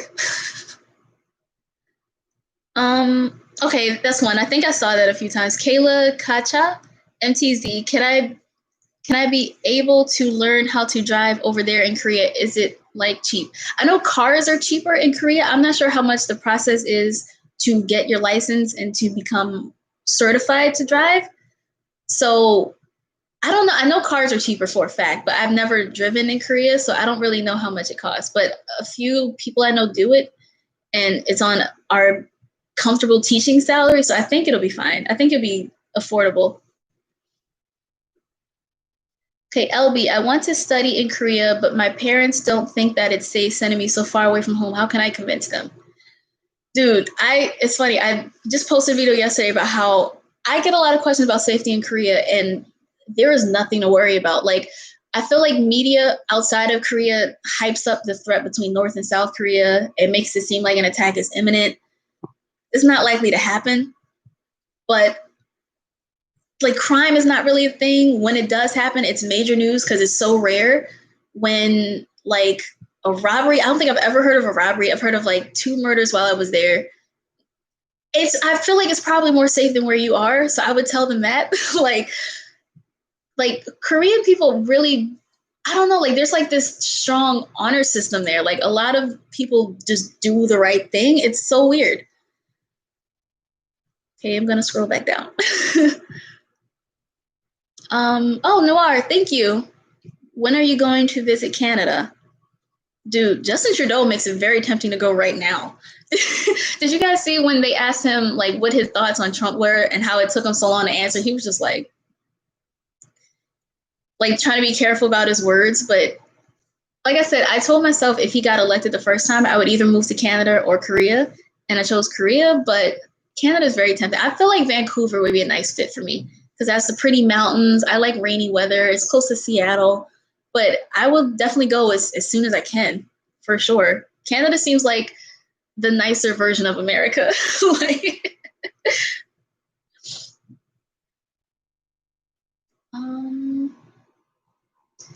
Tobiume, do you still think it's hard to make Korean friends?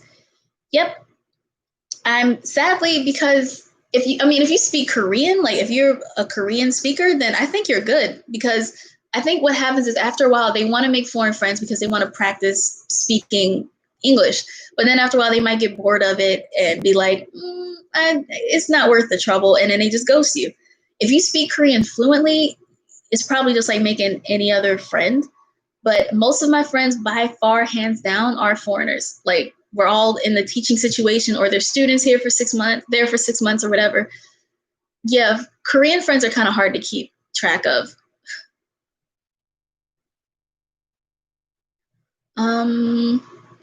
Okay, we've got a few minutes left. I'm trying to not be so repetitive with some of the questions. I just feel like whenever I look back, I'm sorry, I'm really not good at this.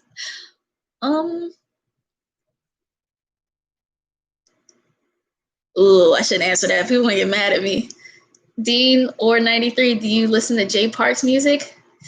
I do not. Don't judge me. I've never been like a Jay Park fan, really. Nothing like super against him. I don't know. I just feel like his music is too familiar with what I hear in the States anyway. And I just kind of feel like he tries too hard. I don't know. I don't listen to Jay Park. I'm not judging. There's one song I really like. That song, Me Like Ya. Baby, me like ya. I'll make you feel so good. Do you just like it? I love that song. That's it.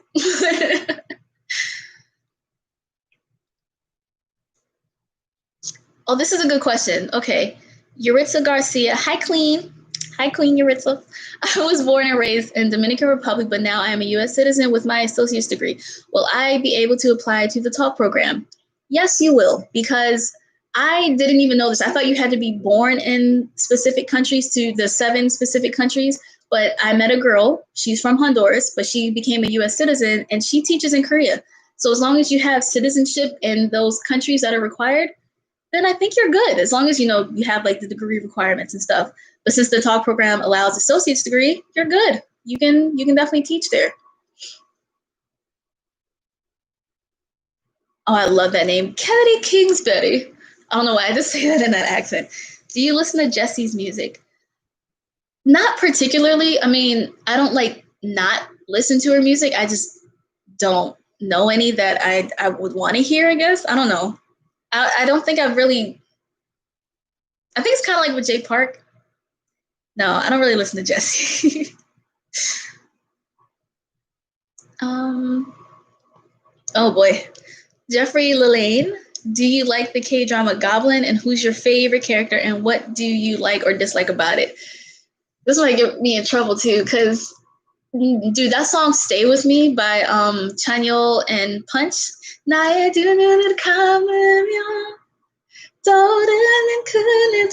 that song was like my soundtrack when I first got to Korea, because I like listened to it the whole flight there, And I even downloaded the episode. So like for my layover in China, I could watch this drama because I was like, everybody's talking about it. It must be amazing. So I got a few episodes in and I did not like it.